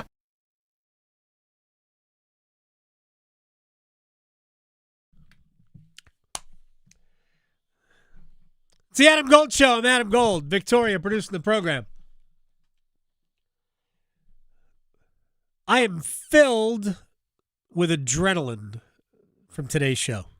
Oh, yes, but I didn't know if it was still from the Canada game. It is, actually. It's a lot of it. I've said this before. I love all sports, and I make fun of certain elements, but I legitimately love all sports. Not so much racing. I love hockey. I've always been I grew up an Islanders fan. I'm obviously a Hurricanes fan now, but Olympic hockey was the first hockey that really grabbed me about the sport. It's great. It was prior to the NHL players being involved. NHL players did not start playing until 1998. That was the first year that we had NHL players in the Olympics. We had future NHL players all over the Olympics. Before that, the 1980 team, I realized they beat Russia not to win a gold medal. They beat Russia, and then they won a gold medal. But when they beat the Soviets, that Soviet team was loaded. They were essentially a pro team. They just were Army. That's how they got around it. And then we were tired of getting beat all the time, so we decided, all right, we're sending pros. We did that with basketball. Eventually, 92, right? 1992 was when we had the Dream Team, the first Dream Team. And we said NBA players because college kids kept going up against pros and getting beat. Yeah. I mean, not kept getting beat. 88 didn't go well. We lost in 88. We won in 84. Yeah, we lost in 72. We all know that was crazy. That was cheating. But we won all the others, but it was hard. We were sending college kids to go against men, grown men. So we started this wave of pros playing in the Olympics, which is probably where we were headed anyway. And NHL players wanted to get involved. I know there's a movement to have, in some ways, to have the hockey competition move to the summer games. So it's off season for these guys, which would be difficult because a lot of guys are hurt after the Stanley Cup playoffs are over, and it's hard for them to get ramped back up and play by August. Yeah. To be, because the middle of August is when we have the summer games. So there's a lot of things going on there. I know there's some thought about making basketball in the winter games, which probably makes more sense. Different conversation. Anyway, Olympic hockey gets me. Mm-hmm. And so far today, yeah, we're going to the third period. Finland's still looking for a goal, down 2-0 to the Swiss. Nino Niederreiter with one of the two goals for Switzerland. We could be looking at Finland out, which I know people are upset, like, oh, Sebastian Aho's got to do something. Mikko Rantanen, what are we doing? Exactly. What are we doing, Mikko? Well, I mean, we also had Brandon Bussi on earlier. We got to see Tripp and Frank today. Tripp Tracy. Tripp just walking in the studio asking me questions. Just came in. Here's Fantastic. Frank, just making himself comfortable. It was so cute. I had not seen Frank in person. I hadn't either. Frank is handsome. Biff is going to be asking questions. Frank, see, Frank just came in, but he didn't sniff around. Yeah. He didn't sniff around. All right. We have time to stretch? Okay, well, this will be a fast one, just like this new hobby or tactic, I guess, if you want to try to learn something new, because apparently there is a new study that has created this thing called gap learning, where back in 2021, they said if you take 10-second breaks in between learning something new, so a new instrument, maybe you want to pick up curling because curling's awesome. Yeah. Which the USA women are stopping Great Britain right now, so yeah, they go are. USA. Then they say to take 10-second breaks or just, a handful of seconds in between after attempting this new thing. So every few minutes, take a little break, reset your brain. I mean, a neuroscientist said that this was logic, so we'll go with it. And then just pick up back where you left off. So give yourself a little break when you want to learn something new. I think it's also important to learn something new. I think the U.S. women are better than the U.S. men. Oh, curling. yeah. Yes. They're dominating. They're so good. They're so good. Man, that was my Friday. It was intense watching curling against Canada. But, yeah, it was great. I love it. Yeah. I'm here for it. And we're in the 9th end, so Great Britain, who has the hammer. Yeah. They have to do something. They're down 3. They got to do something here just to give themselves a chance going into the final end. Yep, well, better call Thor. People will get that. Time to make some bets, though. Place your bets. Place your bets. Here we are. I bet you slice into the woods $100. Gambling is illegal at Bushwood, sir, and I never slide. Okay, you can owe me. I owe you nothing. Yeah, the U.S. is right now out of medal contention in Olympic curling. All right, you go first. I lost everything yesterday. Oh, no. Oh, that's right. I took state in the under because it was 157.5 or something crazy. So that worked out well. But today, Sweden versus USA in hockey. Let's go with USA. And I'm going to take the under 6.5 with this one. That's plus 120. I have the U.S. minus a goal and a half, under 6.5 as well. It's plus 187. But let's add 2 or more Quinn Hughes points. Oh. That's plus 255 by itself. That takes it to plus 764. I like the value there. There's probably a boost somewhere, too. And sticking with the same game, I think there will be a goal scored in the first 5 minutes of the first period. So that's plus 180. Ooh, that's optimistic. USA-Canada gold medal match tomorrow. It's before, actually during the show, I believe. We'll take the United States minus a goal and a half, over 5.5, and give me a Hannah Bilka anytime goal, and that takes it to plus 403. I do think we're going to see a USA coronation tomorrow. Because your fantasy football team needs all the help it can get, the Adam Gold Show on the North Carolina Sports Network. I know we just wrapped up what might have been a romantic Valentine's weekend, but the spice doesn't have to stop there. I'm Victoria Boatnecker here for Blue Shark Vodka. They produce the smoothest and cleanest vodka right here in North Carolina. And you might already be familiar with them because if you go to the ABC store right now and look for the coolest bottles, you'll find them. They have a 3D shark swimming around at the bottom, but the level of thought doesn't stop at the design because they use 100% non-GMO sweet Carolina corn, so it's as smooth as the Carolina surf. So don't waste any time. Go check them out at your local ABC store today. Get as loud as you can for Monster Jam! The one and only Monster Jam. Packed with stunts, smiles, and jaw-dropping skills.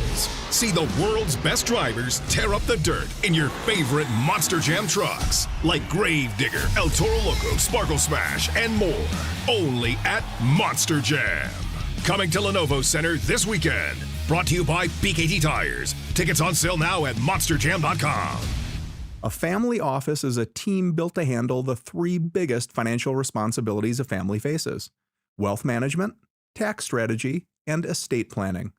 Most firms only manage your investments and refer the rest out, hoping everyone stays aligned. At Trajan, we built something different. Your wealth, tax planning, and estate planning are handled together inside one firm, under one roof. There's no guessing whether your CPA, advisor, and estate attorney are truly in sync, because our team works together every day on your behalf. When your financial life becomes more complex, your advice should become more coordinated, not more fragmented. One plan, one trusted team. Call Trajan today. 919-205-9800. That's 919-205-9800. Trajan Wealth, an SEC-registered investment advisor. Additional services through Trajan Estate and Trajan Tax. Additional disclosures and accreditation at TrajanWealth.com.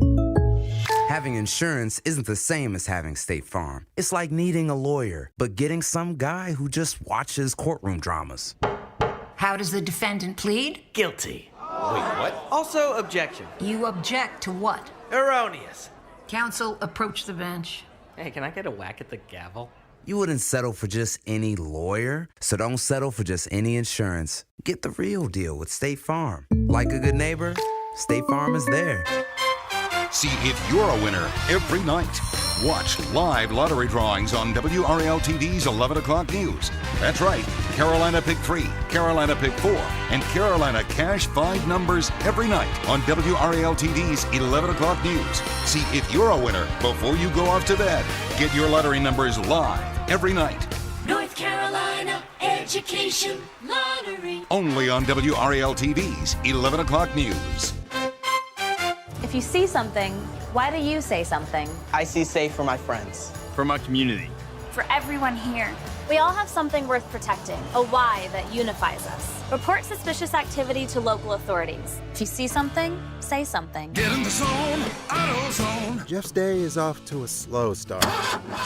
So he heads to AutoZone, America's #1 battery destination, where Sammy, a local AutoZoner, tests his battery for free. Looks like he just needs a charge. And Sammy does that for free too. In no time at all, Jeff is back on the road, ready to finish the day strong. Free battery testing and charging at every store. No hassles, just help. Get in the zone, AutoZone. This hour of the Triangle Sports Leader is powered by Ritchie Law Firm, injury lawyers. Ritchie Law is on top of it. Go to ritchielaw.com. That's ritchielaw.com. Broadcasting live from the Lenovo Studios. WCMC HD1 Holly Springs. 99.9 The Fan. The Triangle Sports Leader. The disc replacement has been one thing. It's been a challenge. I've had a fuse back and now a disc replacement. So it's challenging. And I entered a new decade, so that number is starting to sink in, and has thinking about the opportunity to be able to play, in a cart. So that's something that I've, as I said, I won't do out here on this tour because I don't believe in it. But on the Champions Tour, that's certainly maybe a certain opportunity. Do you have a target yet? I don't. Is the Masters off the table for you? No. Sorry, I just got a tingle. Hi, it's the Adam Gold Show. It's not the Celsius, even though No, there it is is no not. Celsius. There is no Celsius today. Yeah, that was Tiger Woods. Hi, it's the Adam Gold Show. Go to YouTube. You can watch us there. By all means, do it. Subscribe to it. Yeah. So you get alerted when the show starts. But it starts every day at noon. But we're here on YouTube. Go to YouTube, Adam Gold Show, or 99.9 The Fan. Either way you get to us. I'm Adam Gold. That's Victoria. That's Tiger Woods. I'll be very quick here. It's his tournament this week, the tournament that he hosts, Genesis, in Los Angeles. It's Pacific Palisades, California, suburb of L.A., at Riviera Country Club, which I think is going to host a major in the next couple of years. Anyway, he hasn't ruled out playing the Masters. For me, though, the best part about what he just said wasn't about he might play the Masters. I don't think he's probably not ready for that. It's that he will play the Champions Tour. That's the cool thing. So those of us who still think that watching peak Tiger Woods was as good as sports gets, because I do, will still be able to kind of live in that world for a little bit. Maybe he'll be good on that tour. Maybe he won't. But he's going to play. It'll be fun to watch either way. Holy cow. All right. I know people that will it will be appointment television no matter what PGA Tour Champions event he plays. People, a.k.a. Adam Gold. Yes. Yes, but I'm not the only one. No, yeah. I'm not the only one. It will be appointment television. All right, let's do Wall of Sound. The Wall of Sound is a function of this studio. There's no doubt about it. United States is going to polish off Great Britain here unless they screw it up, and they won't screw it up. They will be in the medal round, which really is the semifinals. Slide into the medal round. They will. There you go. Well, you started with polish off, even though you didn't mean to. I didn't realize it's an accidental joke. That happens. All right, last night at Lenovo Center, NC State walked the dog with North Carolina. Interesting moment early in the game. Darian Williams, who had already, I think, scored 7 points early. And I know Will Wade will talk about the fact that he was off to a great start. Lost his balance, face first into the court, opened up a cut above his left eye, and he had to be stitched up. Did come back in the game. And here's Will Wade on his start. It's too bad he got hurt. He was getting ready to go for a big game, I think. I know. I mean, he was getting ready to unload. He got banged up and came back. Shows how much this game's meant to him and meant to our guys. And so, very proud of him. He had a great game. My favorite part about the game that he had was when he did come back in the game, he didn't try to force his influence on the game. He played it the right way. He did it inside out. I loved that fact.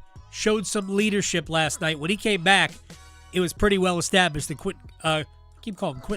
Kadir Copeland was the best player. Let him go. And I thought Darian Williams really showed a ton of leadership last night.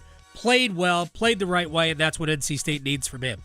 Also, it helps NC State get back on track after getting torched by Louisville, and then the disappointing loss at home to Miami. Will Wade's team had to bounce back. I thought our guys were locked in and ready to go. I felt that the last couple of days. We had a couple of good days of prep, so guys got off the mat, and you talk about you always got to do your best work in tough circumstances, and our guys certainly did that. I thought we played with way more kind of bite to us today. Yeah, which is something that Hubert Davis, UNC head coach, did not think. I just felt like our competitive fight wasn't there.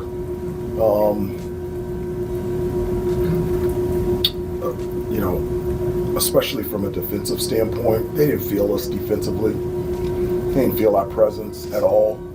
We talked about that, at the end of the day, it's going to end up being one-on-one defense. Can we defend them without fouling? And are we man enough when the ball goes up in there on the ground? Can we go get it? And I don't think we did a very good job of that. Agreed. I didn't think North Carolina played a rivalry game, one in which they entered without their two best players. I don't think they played that game with a desperate enough mindset to impact the game. I thought they were trying to shoot their way into contention. It's not the way UNC should play. But that's the way they approach it as a team, as a group. That was not good.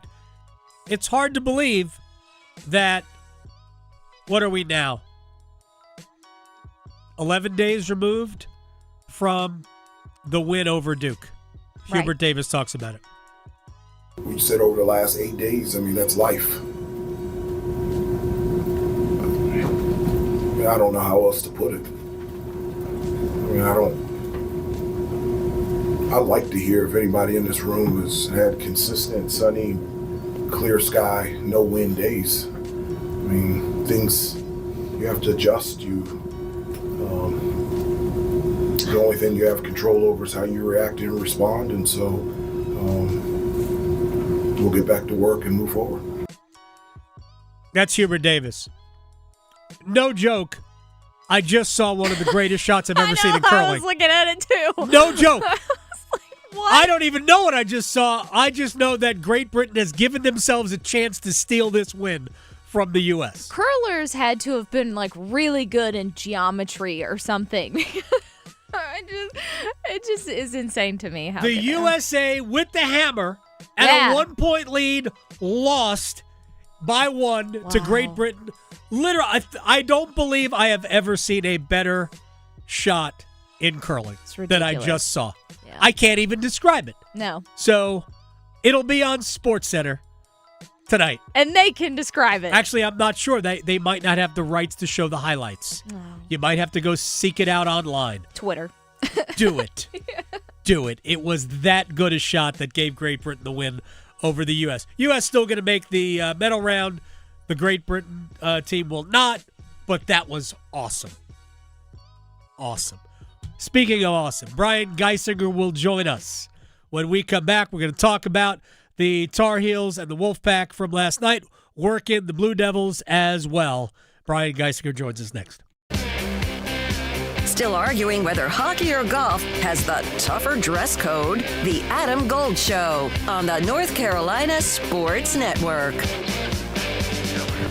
Hey, Carolina Panthers fans, it's Dennis Cox from 99.9 The Fan. And me, Chris Lee from WRAL TV. We're in the offseason, but our podcast, Panthers Playbook, presented by Wake Orthopedics, rolls on. In every episode, we'll keep you up to date on Panthers news as the NFL Draft approaches. Insights on free agents and prospects. Plus all the insider info on who the Panthers want to pick at number 19. Follow and subscribe to Panthers Playbook wherever you discover your favorite podcasts or watch on YouTube. Adam Gold here for my friend Gordon Miller, Miller Lending, Kildare Farm Road in Cary. We're going to talk about no closing cost mortgages here. And when we do this, we talk about it by making fun of the people who pay closing costs, because what you're doing is paying for a benefit you will never use. I will explain in a minute. It's like getting a gym membership and never using it. It's like getting a treadmill for your house and using it simply to hang laundry on. Hey, that's great, but that's why we make shower curtains, so you can hang laundry. If you pay closing cost, you are wagering in this era of sports gambling. You are wagering that the mortgage rates will not drop for about 8 years, because thousands of dollars in closing cost that you are willing to pay only lowers your monthly payment by about $50, which means the break-even point is about 8 years. You're never going to get to 8 years without refinancing. I've never kept a mortgage longer than 3. I'm an 11-time customer at Miller Lending. MillerLending.com. Do it all right there. Miller Lending on Kildare Farm Road in Cary, an equal housing lender, and MLS ID 250-2146. Looking to play better golf this season? Start at Global Golf, your first stop to better golf. Get professionally fit for the new 2026 golf clubs from top brands like Callaway, Cobra, Ping, and TaylorMade. And for a limited time, trade in your current clubs and receive a 50% trade-in bonus. Call today to schedule your fitting appointment at Global Golf, home of the best deals in golf. Visit us in North Raleigh at 7320 ACC Boulevard. Open Monday through Saturday, 10 a.m. to 6 p.m. It's bow time. A leg and thigh dinner from Bojangles for just $6.99. Leg and thigh dinner from Bojangles for just $6.99. So crispy. So crispy. And juicy. And juicy. So much flavor. So much. Stop it. What are you doing? What, you expect me to get this delicious deal and not say anything? You're unbelievable. You're unbelievable. With a boldly seasoned leg and thigh, choice of fixin', a biscuit, and legendary iced tea, it's a deal so good it's worth repeating. So eat and repeat while it lasts. It's bow time. It's bow time. Dine in, drive through, or tap your favorite delivery app and have Bojangles come to you. Satisfy your craving for flavor right now with Bojangles 2-piece dinner. 2 pieces of Bojangles dark meat chicken, your choice of fixin', a biscuit, and iced tea for just $6.99. That's right, just $6.99 for limited time at participating Bojangles. What are you waiting for? When you're hungry, it's always bow time. Canes hockey is back, and there's nothing more refreshing than an ice-cold Surfside to enjoy while you cheer on your Canes on the ice. Surfside is only 100 calories, 2 grams of sugar, and 0 bubbles. That's right, no carbonation, so it's easy to sip and enjoy. It's not a seltzer, it's Surfside, official hard tea and lemonade of the Carolina Hurricanes. Sold in arena and at bars, restaurants, and stores near you. Must be 21. Please drink responsibly. Progressive knows that boat days can come with unexpected problems. It's been a tough Saturday on the lake. I ordered swim trunks in this orange cream color, but it's actually more orange auburn. Oh, and it's swimwear. I probably can't even return these.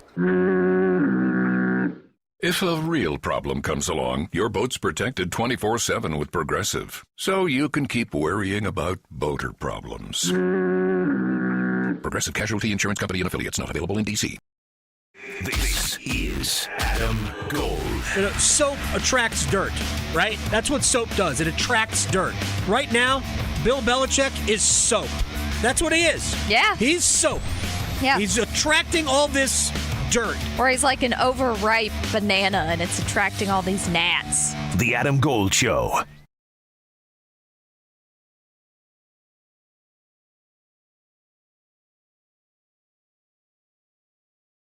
It was a rivalry game, at least for one team, I thought, last night. NC State certainly brought the rivalry game fight. I don't know if Carolina did or not.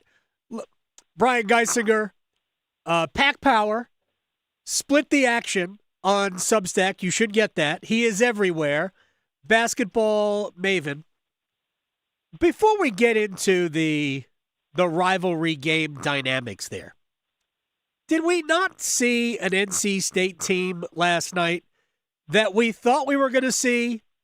A team that was a little bit more aggressive and gritty and inside out? Because I thought that's where it started for them. Quadir Copeland working around the rim. And I think I saw you last night on the postgame pod saying that he was basically inside the paint all night. He didn't even attempt a three. And I'm not sure he was more than combined 25 feet from the basket on all of his field goal attempts. Yeah, I mean, he lived in the paint. He attacked downhill. He went one-on-one in isolation or in post-ups, sort of like Barkley-style drives and clear-outs they like to do for him. He got loose in the pick and roll. I mean, State ran guard-guard pick and roll with he and Matt Abel that led to three. They went to pick and roll with Copeland and Darian Williams that they got good stuff out of. And then obviously, as it has all season, the Copeland-Van Allen loop and pick and roll. In Copeland's ability, his patience and his size and his willingness to get downhill, get into the paint against UNC's drop coverage was huge. And you could even see later in the second half, UNC sort of scrambling for answers, started trapping and hard hedging ball screens, which is sort of like out of the base and out of the norm for them, but just trying to get the ball out of Copeland's hands because what they'd been doing for most of the game wasn't working. And Darian Williams played only 16 minutes in the game, right. But he felt like every time he had the ball, he was, one side of the floor cleared out and going to work in isolation. Hubert Davis, opted to not double team those guys, aside from some of these pick and roll possessions with Copeland trapping the ball. But when those guys were posting up or in isolation, UNC stayed home and stayed out of rotation. And I think there's probably some merits to that decision because that keeps State from spraying out to open shooters, right? But also forces those guys to maybe take some tough contested shots. You at least keep the ball in front, but those guys are really, really good and just got to their spots and finished efficiently. Brian Geisinger is joining us here on the Adam Gold Show. To me, that game was a two-way street. I liked the fact that NC State, because they do have, I know Will Wade said after the loss to Miami, we're a soft jump shooting team. The truth is that they're a jump shooting team. And that doesn't have, and soft and jump shooting can be separated because I think they should be separated in most cases. They are a good jump shooting team. But what I liked last night is that even though jump shots were there, for the most part, they didn't take the bait. They played and they tried to get to the rim. So they only had 20 3-point attempts. They made 9 of them. They were obviously efficient. But in a game like that, especially coming off a loss that is disappointing in how it happened to Miami, I appreciated the approach that they took because they did decide to be aggressive and go right at UNC. Yeah, and I mean, of those 23-point attempts, I can think of one, maybe two that McNeil took off a dribble, or he had the one sort of step back shot that he took in the second half. Maybe Trey Holloman had one off the dribble, but the vast majority of those were off the catch and off movement. Paul McNeil running off down screens. Those the guard pick and roll with the ghost screen action to Matt Abel that got him a couple of pick and pop threes playing off of Copeland and Holloman last night. Those are the threes that you want. You want designed actions with shooters coming off of down screens or flares, or you want getting 2 on the ball in the pick and roll and kicking out to shooters and guys, good jump shooters taking shots in rhythm off the catch. Less where you're trying to just create, one-on-one or late in the shot clock or just sort of settling with early clock threes. Work it, run your actions, and use that to set up those sort of juicy catch and shoot looks. And they've got, Abel and McNeil are big time guys who know how to play and move without the ball. You just got to have ways to find them too. For Brian Geisinger is joining us here as we talk about NC State's win over UNC. We're going to talk about the Blue Devils here as well as the Tar Heels, because I do want to get to some UNC things that go beyond the it's a rivalry game, fellas. I know the offensive rebounding numbers were fine, but nothing else looked like a rivalry game to me. But I do want to ask you about the way State runs their offense. It's about Kadir Copeland. He controlled the game.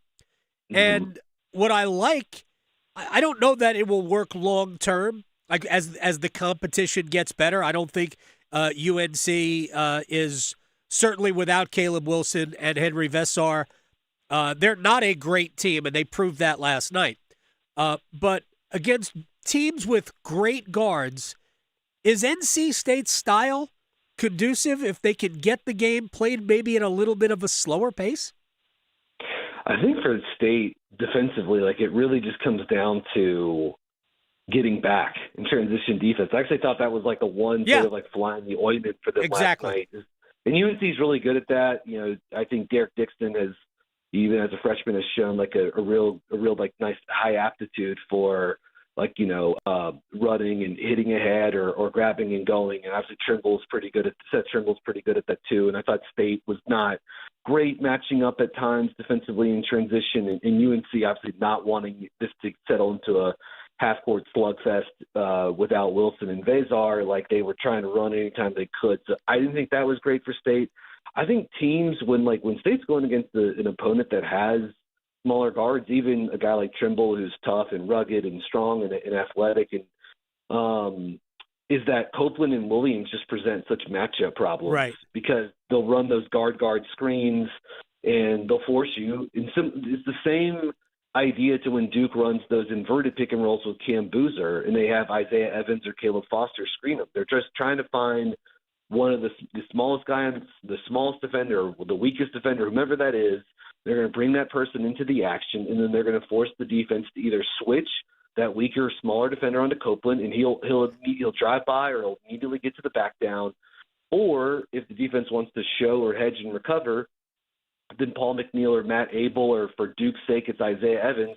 Those guys are going to slip and pop out to the wing and be in the market for open catch and shoot threes. So I think State actually has a lot of things that they can throw at those types of teams. And offensively, State just is super versatile. They've got a lot of different modes. I mean, the Copeland pick and roll is like their go-to, but 5 out with Venel and Lubin initiating is good. You saw him sort of like isolate and score against High and Stevenson last night. He can do that. He's comfortable enough with his handle. They've got the post game with Darian Williams. That's literally the first bucket they got last night. Was they punched to him in the post. They went back to the exact same action in the second half. They got another bucket out of it, and then they've got like this sort of like movement motion sets with McNeil and Abel. So this is a top 20 offense in the country. They sort of like make you guard every level of the floor. They've got a bunch of different modes to attack you with, but it all starts with those guys, Copeland and Williams, getting downhill, getting to the paint, and either scoring one-on-one or forcing the defense to put two on the ball. Brian Geisinger is joining us talking about NC State's win over North Carolina last night, which actually I think the scoreline probably flatters UNC a little bit because I thought that was more than a 24-point beat 'em down. And I do want to talk about the Tar Heels without Wilson, without Vessar. They were legitimately exposed because I think Carolina's got nice additional pieces. I think Seth Trimble is a good player. I really like Derek Dixon. I like a lot of his present, but I also like his future because I think he's going to get much better. I didn't love anything else I saw. I didn't love the lack of competitiveness because I thought they just like gave in and tried to 3-point shoot their way to a competitive game, much like State did at Louisville last Monday. I thought that last Monday night, State just went, let's see if we make a lot of threes and we can stay in it, because I thought that's what Carolina did. They had no interest, I thought, in working hard to get to the basket and make NC State guard. They were just like, oh, look, I'm open. Let me just let fly. And they were ice cold, and I don't know, they were like 1 for their first 17 or 18. It just wasn't working. And then all of a sudden the lead is 25, and you're just not coming back from that. Did in some ways UNC get a little exposed for being like a two-man team? I don't know if I would say, to an extent. It's like I would just say like Wilson and Vezar are so good, right? Those guys. Wilson's the top 4 pick in the draft. Vezar is probably going to get drafted too. Both those guys are going to be on NBA rosters in a couple of months. Hard stop. Those guys are, and there's a big gap in between. There's a big gap between UNC's best player, Wilson, and Vezar, their second best player, and there's a really, really big gap between their second best player, Vezar, and their third best player. Trimble, probably, something like that. And so I don't know if they got necessarily exposed as a two-man team, but it's those guys, that is their core strength, is that they have an NBA 4 and an NBA 5 on their roster. And Wilson is a special, maybe, when he's locked in, he's probably the best defender in the country on a by possession basis. And Vezar I don't know if he is their best shooter, but by percentages, he has been an excellent 3-point shooter for them this season. And he really helps them open up the offense. I think his ability to pick and pop and space the floor opens up more driving lanes for guys like Dixon and Trimble. And that really has helped, Wilson and his driving and slashing game this season. To me, I just thought State, settled in at a point where they were hedging ball screens early on, but then they just started switching everything 1 through 5. And with Lubin and with Musasani off the bench, they flattened UNC out. And UNC, they have good guards on this roster, Dixon and Trimble. Evans has sort of fizzled this season, unfortunately. Luka Bogovac. So they've got guys who can do stuff, but they're not elite, sort of one-on-one shot creators. Right. And I thought State flattened them out. They kept the ball in front. UNC didn't have guys that could sort of go off the bounce and get to the paint unless Trimble could get a 5 switched out on him, and then he was able to go around Sonia a few times. And so part of me thought the approach was, well, we can't get north-south on them. They're keeping the ball in front. They flatten them out. Get up the shot, and then let's try to get Stevenson and Zayden High on the glass. And UNC rebounded 40% of their misses. And you've got Trey Holloman or Paul McNeil switched on to one of those guys. Then in theory, they have an advantage to try to go up and get it. So I didn't love the process offensively last night for UNC, understanding that they're missing their 2 home run hitters. But I thought maybe there was even some strategy in it too, because it was we're underdog, we're on the road, we got to take a bunch of threes, and even if they're not the kind of threes we normally want to generate, at least we did have an advantage to try to compete and get an offensive rebound and a put back and fouls and all that kind of stuff. You're a lot more forgiving, Brian Geisinger, than I am in these. I think rivalry games are more about emotion and intensity than they are about the X's and O's. So I will give you credit for finding an XO element of just jacking up a bunch of threes, 5 for 33 on the night. Let me ask you about the Blue Devils before we have to say goodbye. Brian Geisinger here. Split the action on Substack. You should get it. So Duke, obviously, after I thought that they've obviously been good. The way they finished against Carolina was not good. I frankly didn't think they were great at any point during that game, even though they had at one point a double-digit lead. And for a good amount of that second half, they were up by 7 or 8 points.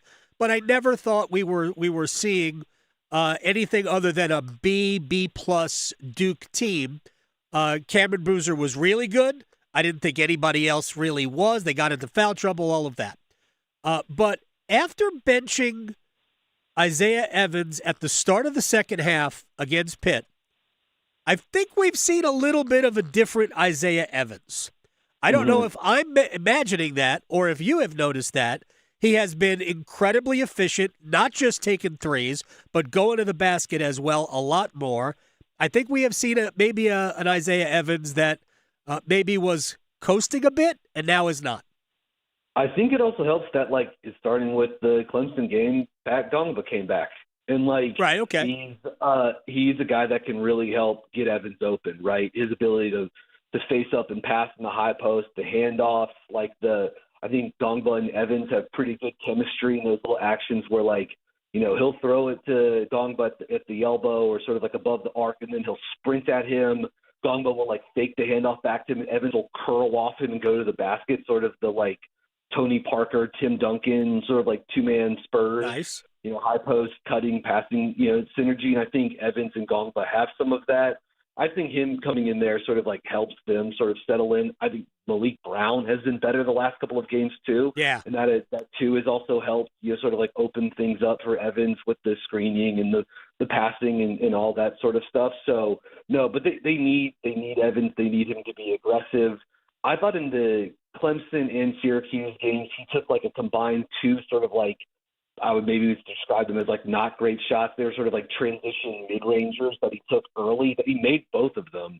So he's hot right now too. Right. But I think his process offensively has been very, very good. And again, when they have a legit second line scorer to help bolster things next to Cam Boozer, man, it goes a long way in terms of really raising their ceiling offensively. And that to me, they're such a good defensive team in terms of team defense. And they get enough rim protection with Gongba if he can stay on the court. But they get their hands in passing lanes, and they're so good at helping. And they're a pretty good rebounding team, too. I don't think they're an elite rebounding team, but I think they're pretty good. That if their offense can be even close to what Cam Boozer is, he's like all of their efficiency, it seems to me. But when their offense can get that second guy or even a third guy, that's when they go to another level. Real quick. Nick Hubert had a really difficult run. I don't even know how long it was. But if he's coming out of it, what does he add to the equation that allows Duke's offense to maybe even take another step? It's huge for them to get production from the wing spots. I mean, I think Dame Sarr has settled into a nice role for them. He's sort of their on-ball star defensively. Yeah. And he works as a corner spacer, and he tries to get loose in transition. So he's got a defined role, you know what I mean? And it's a big deal when he makes shots. Hymenia, it seemed like they've been just searching all season. I mean, they even tried him in the starting lineup, sort of a third of the way through the season. He started some big games for the Michigan State, Florida, Texas Tech. And I think the big thing for him is for him to not sort of just settle into the sort of the offensive role that Dame has, or he's just being a corner spacer. I think his two best possessions against Clemson and Syracuse were where he sort of got to he got a mismatch and he got to do those sort of burrowing drives where he just starts chiseling into guys and he can go left and spin and get back to his right hand. He's a connector and more of a creative player than he is just sort of a spot up guy. And so I think for him it's sort of being smart, but being aggressive with the ball and being an extra source of playmaking for Duke because they need as many guys outside of Cam Boozer to step up with the creation efforts. Foster's been solid. I think Caden Boozer's played really well the last couple of games. They get the high post initiation with Gongba and Brown. But for Hymenia to give them another guy who can attack a mismatch from the perimeter, can operate a pick and roll, can also be the screener and be a short roll guy in the pick and roll, is a big deal for them too. So he's super skilled. Yeah. It's just him leaning into, I think, his being aggressive and smart with the ball and as a cutter because those looks are there for him in Duke's offense too. It doesn't just have to be Evans and Sarr and Caden Boozer that are cutting and slipping in for layups. So and again, anything they can get, not just production wise, but from a creation standpoint, from the wing, the Sarr or Hymenia, it just goes a long way to sort of diversify and bolster the sort of the top of line offense with Boozer. Brian Geisinger, you're the best, man. At @bgeis_bird on Twitter, at Brian Geisinger, at Brian on Blue Sky, right? At Brian Geisinger on Blue Sky. Did I get that right? Yeah, that's right. Yeah, thank you very much. You should have the same handle on both so I can get it right once. But more importantly, split the action on Substack. Thank you, my man. Yep, take care, guys. Thanks for having me. All right, Holly Rowe's going to join us when we come back. Finland and Switzerland are now tied at 2. With 6 minutes left, roughly, Sebastian Aho came off the bench, took a pass from Eetu Luostarinen, our old friend, and gave Finland a chance to make it a 2-1 game. They just scored with the extra attacker with 1:12 left.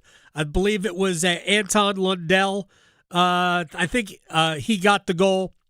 And it is Finland 2, Switzerland 2. They look like they're headed for overtime in that one as well. What an unbelievable day. I know. For Olympic men's hockey. An unbelievable day. Aho has been off the charts in this period. This is the Aho that we want to see. Yes. Starting next Thursday night against Tampa. In a Canes uniform. Absolutely. By the way, speaking of uniforms, like no joke, Finland's dark blues. Oh, yeah. Give it to me. Yeah. Give it to me. I was going to say the Canadian uniforms looked awful caney today. Well, red and black. Sweden's dark uniforms that we saw yesterday were also incredible. But give me Finland's navy. Outstanding. I believe we're headed for overtime. All right. No, it was they give the Miro Heiskanen had the goal. It was a Heiskanen goal. Real? Okay, so I guess it went off of a Swiss stick, not Arturi Lehkonen in front. All right, I don't have to explain that anymore. When we come back, Holly Rowe from ESPN. She's in town. We have State and Duke tomorrow night, women's ball over at Cameron Indoor. Holly Rowe will join us next. Still arguing whether hockey or golf has the tougher dress code? The Adam Gold Show on the North Carolina Sports Network. Did you know Medicare fraud is costing us $68 billion a year? The NC Department of Insurance Senior Medical Patrol Program's goal is to reduce Medicare fraud, waste, and abuse. If you suspect any billing or Medicare fraud issues, we're here to help. Contact SMP today at ncshiip.com or call toll-free at 855-408-1212. Project supported by grants from the Administration for Community Living. Contents do not necessarily represent official views of, nor an endorsement by ACL, HHS, or the U.S. government. Hey, it's Adam Gold from my friends at FanDuel, America's #1 sports book. And you know what we have just handed you from FanDuel? A tool that makes every college hoops parlay worth even more. It's the Boost Builder. Oh my gosh. Here's what it is. You get a Boost Builder to use on any 2 or more leg college basketball parlay. So you can start building your combination now. Add one leg, add another, because every leg you add increases your boost all the way up to 105%. That's right. Just open your FanDuel app. There is no better app. Choose your college hoops markets and have at it. FanDuel.com/local. FanDuel.com/local. 21 and over and present in North Carolina. Opt-in required. Minimum 2-leg parlay required. Bonuses issued as non-withdrawable Boost Builder tokens. Restrictions apply, including any token expiration and maximum wager amounts. See terms at sportsbook.fanduel.com. Gambling problem? Call 877-718-5543 or visit morethanagame.nc.gov. Now, all across North Carolina, it's Carolina Newsmakers. Each week, leaders from politics, education, business, and the arts join Don Curtis to share insights and ideas shaping our state. Hear interviews that go beyond the headlines with guests who know North Carolina best. Listen on the radio stations throughout North Carolina and on demand at carolinanewsmakers.com. If you pay your city or town for electricity, you live in a public power community. Public power communities provide electricity to families and businesses from a locally owned and operated system. Public power systems are not-for-profit and provide electricity at affordable rates with unbeaten reliability. Your local public power provider invests in your community, providing local jobs and supporting your local economy. Electricities of North Carolina is the energy behind public power. Learn more at electricities.com. Practicing a championship way can happen 100% of every day, on the track and when traveling highways. A law of sportsmanship includes taking the high road when going away and returning home. Buckle up your seatbelt in the front and back seats. Every seat, every time. Each time you click it, it counts as a winning ticket. Demonstrate your championship drive through your safety practice and stay on the winning track. This message was brought to you by the Governor's Highway Safety Program and the North Carolina High School Athletic Association. You know the only feeling sweeter than opening a college acceptance letter? Knowing that you'll be able to pay for tuition however far you go. The first step? Completing the free application for federal student aid, or the FAFSA for short. Find out how much money for college you qualify for. Grants, scholarships, and other opportunities are waiting. How far can you go? Find out at cfnc.org/FAFSA 101. Wouldn't it be great if life came with a remote control? You know, you could hit pause when you needed to, or hit rewind, like that time you knocked down that wasp's nest. Uh-oh. Well, life doesn't always give you time to change the outcome, but prediabetes does. With early diagnosis and a few healthy changes, you can stop prediabetes before it leads to type 2 diabetes. To learn your risk, take the 1-minute test today at doihaveprediabetes.org. Brought to you by the Ad Council and its prediabetes awareness partners. One Adam. Gold. One Adam. Gold. Turtle cake? Like, what are we... What? Isn't that an ice cream? What? Where's the confetti cake? Because, hello, confetti cake, delicious. With the little, I don't even know if it's real, but the little dots in the icing, like... None of these are real. What kind of fake thing that is, but it's delicious. It's my childhood. Like, that wasn't in the top 10. His opinion's invalid to me. The Adam Gold Show.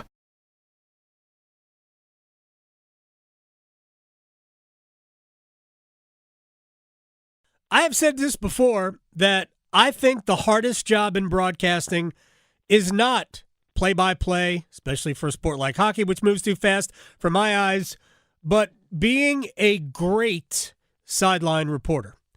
Holly Rowe does it as well or better than anybody maybe ever has, and she joins us on the Adam Gold Show. I say this, it's our first time talking. I don't mean to be patronizing, but I do think that it is a difficult job, and you are great at it. And I think you have the respect, basically, of every coach and player you've ever talked to. How are you? That should soften you up for this conversation. I know, you're hyping me up, and I'm here for it. It's so exciting. I'm excited to be talking to you today because, full disclosure, I have a flight to Raleigh tomorrow morning because we're coming in to cover the big NC State at Duke women's basketball game on Thursday night. So when I saw Raleigh on the schedule, I was like, yes, let's go. So I'm really excited to be coming to your neck of the woods. Well, I'm glad you are. We're trying to hook up with Wes Moore, NC State's head basketball coach, who on the low, I'm sure you've talked to Wes before, but he doesn't have to talk basketball. Just get him talking about the Dallas Cowboys, and you're done. You don't have to talk about anything else.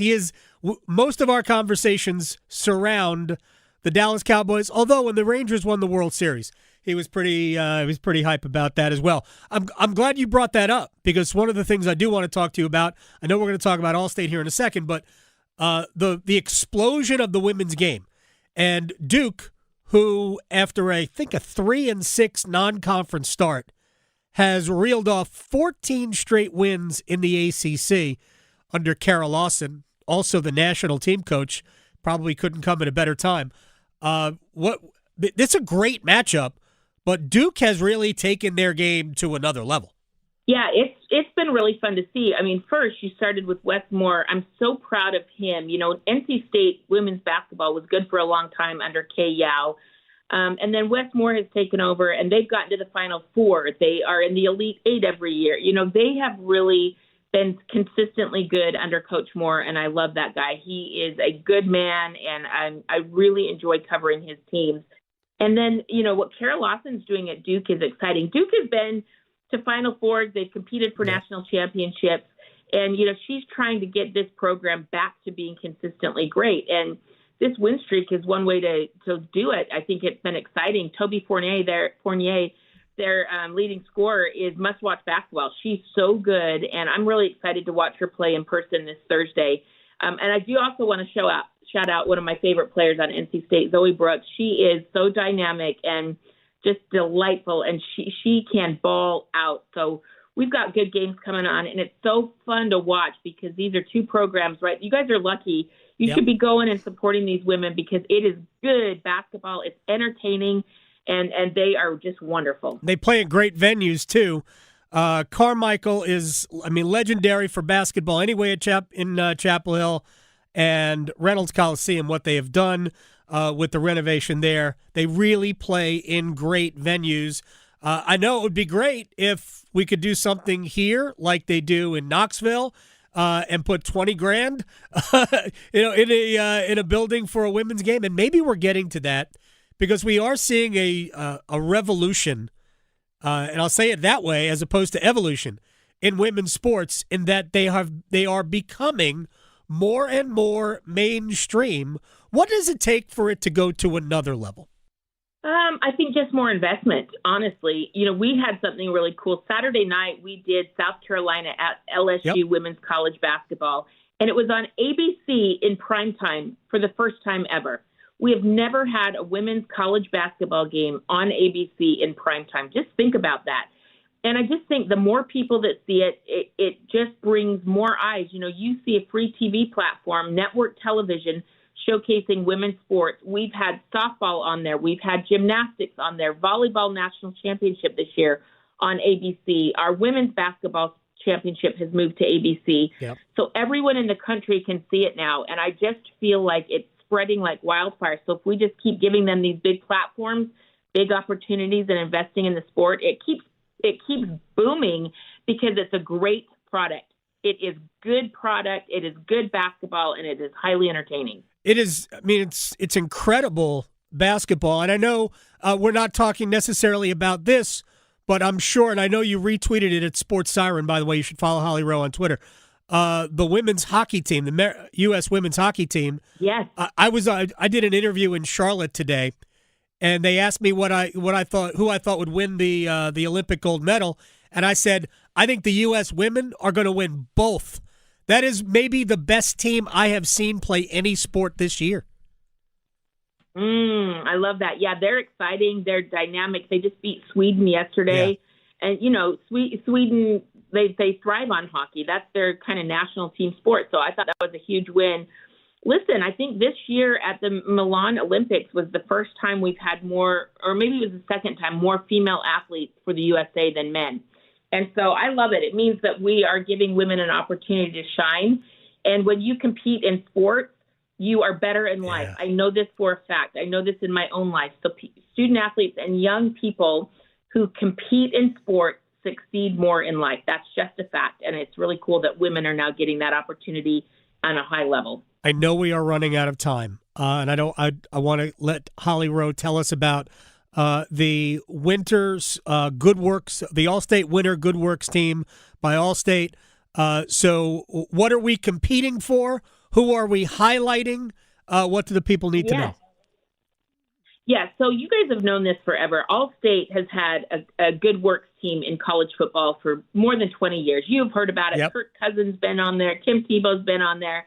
Well, a couple of years ago, All-State came to me and said they wanted to expand the program to include women and to include other sports. So this winter, we have 20 student athletes on the team out of hundreds of applications. And how you get on this team is by being an incredible servant leader in your community. So you have to be good on the court, you have to be good in the classroom, but really it's about what volunteer work, what charity work do you do back in your hometown. So this year, our team captain is Audie Crooks. You've heard of her for Iowa State. Yep. She's been leading the nation in scoring on the court for much of the season. And Audie has started a food insecurity program in her hometown and in Ames, Iowa.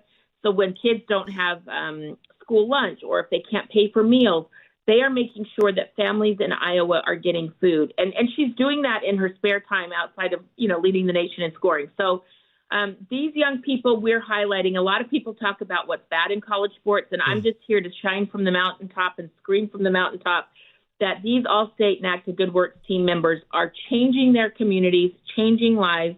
They're using their NIL to give back and put money into their community and make other people's lives better. And we want to shine a light on that because it's really beautiful. That is the beautiful world of NIL. And Holly Rowe, I appreciate your time. You are outstanding at what you do. I look forward to having you in town for a great matchup on Thursday night with the Blue Devils taking on the Wolfpack. Thank you so much for your time. Thanks for having me. We'll see you at the game. Everybody show up. Holly Rowe from ESPN. She is absolutely awesome. Should be a great game tomorrow. Duke has not lost an ACC game. I think they started out 3-6. Don't believe they've lost since. Just an incredible season that they have had. All right, we're going to rewind here in a second. Finland came back. Arturi Lehkonen with the game-winning goal in overtime. The game tying goal, which Lehkonen was right in front, but it didn't look like – I thought it went off of his stick. It looked like it went off of Jonas Siegenthaler's stick, New Jersey Devil defenseman. So the goal would belong to Miro Heiskanen from the Dallas Stars. But Finland, who trailed 2-0 late in the third period until Sebastian Aho came off the bench and scored, I think with 6:06 to play, make it 2-1, and he was buzzing in the third period. Eventually, Finland ties it on the what I thought was a Lehkonen goal, but looks like it goes off the stick of Siegenthaler. So it's Heiskanen's goal to make it 2-2 with, I think, 1:12 left in regulation. Then in overtime, after I think Mikko Rantanen tried to throw the game. I don't know what he was doing. Yeah. Like, you just don't make risky passes, certainly not from where he was, right just inside the blue line. You don't make risky passes, but he did. They turned the puck over. Switzerland goes the other way. Good defense by, I guess it was Heiskanen there. Good defense to deny a scoring chance from Switzerland. It goes the other way. They settle it down, and I believe Mikael Granlund, or whoever it was, found Lehkonen, and he was your game winner. But, man, Finland was down all game long. Switzerland was a tough out. USA and Sweden were about 20 minutes away from that opening face-off, the final quarterfinal of the day. You know who else is having a great day? Who? There was a Czechoslovakian wolf dog named Nazgul. I don't know if you saw that. In the cross country. Yeah, he got loose and he was just running along with the skiers. Yeah. And the owner apparently said, quote, think he just wanted to follow us. Rawhide metal. Get him a rawhide metal. Look, I know that rawhide's not great for dogs, but we get it. We give him a rawhide bone every once in a while.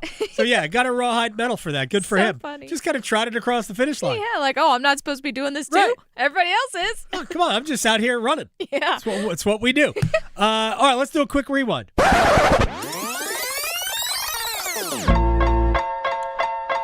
Not sure you're aware of this. Earlier today, Brandon Bussi joined the show. You know, the Hurricanes' new 3-year, $5.7 million, not a year, total, goaltender. He joined us, and I asked him about the whole process, whether it's the contract, getting used to everything. Has there been any stress in all of this? Maybe a little bit. You know, it's really nice to have it out of the way, but in terms of when, you know, I was playing or whenever I was playing games, hockey kind of takes me out of everything that's going on, you know, in my life. I kind of just enjoy it. So it hasn't been too bad, but maybe kind of finalizing it was a little bit of stress, but I'm happy to have it set in stone now and kind of be a Hurricane for a few more years. Yeah, I mean, I think we're all excited for a lot of reasons. One, I mean, it's great to watch you do your thing. I say we want to start with the fact that, I mean, you're obviously good at what you do. And that is important, obviously, to you. It's important to fans who have really fallen head over wheels for Brandon Bussi. But it's obviously it's a load off your own mind to think about your future. Stability is important. So let me ask you this. Speaking of stability, because I know what job one was during this Olympic break, wedding planning. How did that go? At least initially. It went great. We got some important things done. We went to our venue, did the food tasting, so that's all set. Looked at some other restaurants for rehearsal dinner. Got to see some friends from the Boston area that we've made over the many years. So it was a great trip. And then obviously the last game of the break was in New York. Yeah. So I got to see a lot of family there and got to stay that night and stay a few days with my parents on Long Island before Boston. So overall, it was a great time to kind of reset, let the body get some rest and the mind, and extremely excited to be back and going here. All right, so if you go on to YouTube and you go to our podcast and you want to see the entire interview with Brandon Bussi, I did ask DJ or band, I thought that was first of all, I thought Brandon came ready to have a good time. Yes. In our conversation. Oh, yeah. He was ready to really let's just have a fun conversation. And it was funny because I forget what the question was the first time he came on, but you were going to ask him a random question, and I gave him a heads up, and I said, be thinking about this. Because he's going to ask you. And so today he remembered and was like, so am I getting any random questions today? And I said, I don't know. I'm sure. But I said, prepare yourself for anything. So 2 days ago when they had the Zoom conference call so he could talk to the media about the contract. We got all the normal contract stuff. That's important, but we've done that. Yeah. So now a couple of days later, let's have a little fun. And I knew what he was supposed to do during the break. We were planning a wedding, and having been through a wedding before, not involved in the planning purposes, I knew what the number one's like, band or DJ. Yeah. Exactly. They went DJ. Yep. I didn't ask him, steak or salmon or chicken or whatever it was. Ooh, we should ask what kind of cake he's going to have. What flavor? He's probably going to have multi-tiers. So. Well, that's true. The wedding cake stuff is just. You never know. Maybe he's going donuts. Some people. Some people. I know. I wouldn't. But some people, instead of doing cake, they have a donut wall. No. Just donuts at a wedding. I know. It's a terrible idea. Just call it off now. That's where you're going. Yeah, it's not going to last. Cake pops? Is that what we're doing? What's the point? Yeah. No offense. What's the point of a cake pop? Am I really terrible. paying whatever, like $2.50 for that? For a munchkin on a stick? Oh, you are at Starbucks, I'm sure. For a munchkin on a stick? Get out of here. Miss terrible. me with your cake pop. All right, the USA lineups are out. Jacob Slavin and Brock Faber look like they're going to play together. If the United States wins, the top 4 seeds will all have advanced, although there was some drama. Canada was down late in their quarterfinal to Czechia. Finland, 2 goals down late. They came back to beat Switzerland. Both of those matches going to overtime. And Slovakia cruised past Germany in their quarterfinals. So if the U.S. wins, it's Canada-Finland, USA-Slovakia in the semifinals on Friday. Cannot wait for it. Thank you very much for hanging out. Victoria, thank you very much. Man, it's been fun. Chris Carrawell, assistant coach for Duke's, going to join us tomorrow, and we'll talk a little bit about baseball in Raleigh. Bye. Questioning goalie interference calls since day one. The Adam Gold Show on the North Carolina Sports Network. Hey, it's Adam Gold from my friends at FanDuel America.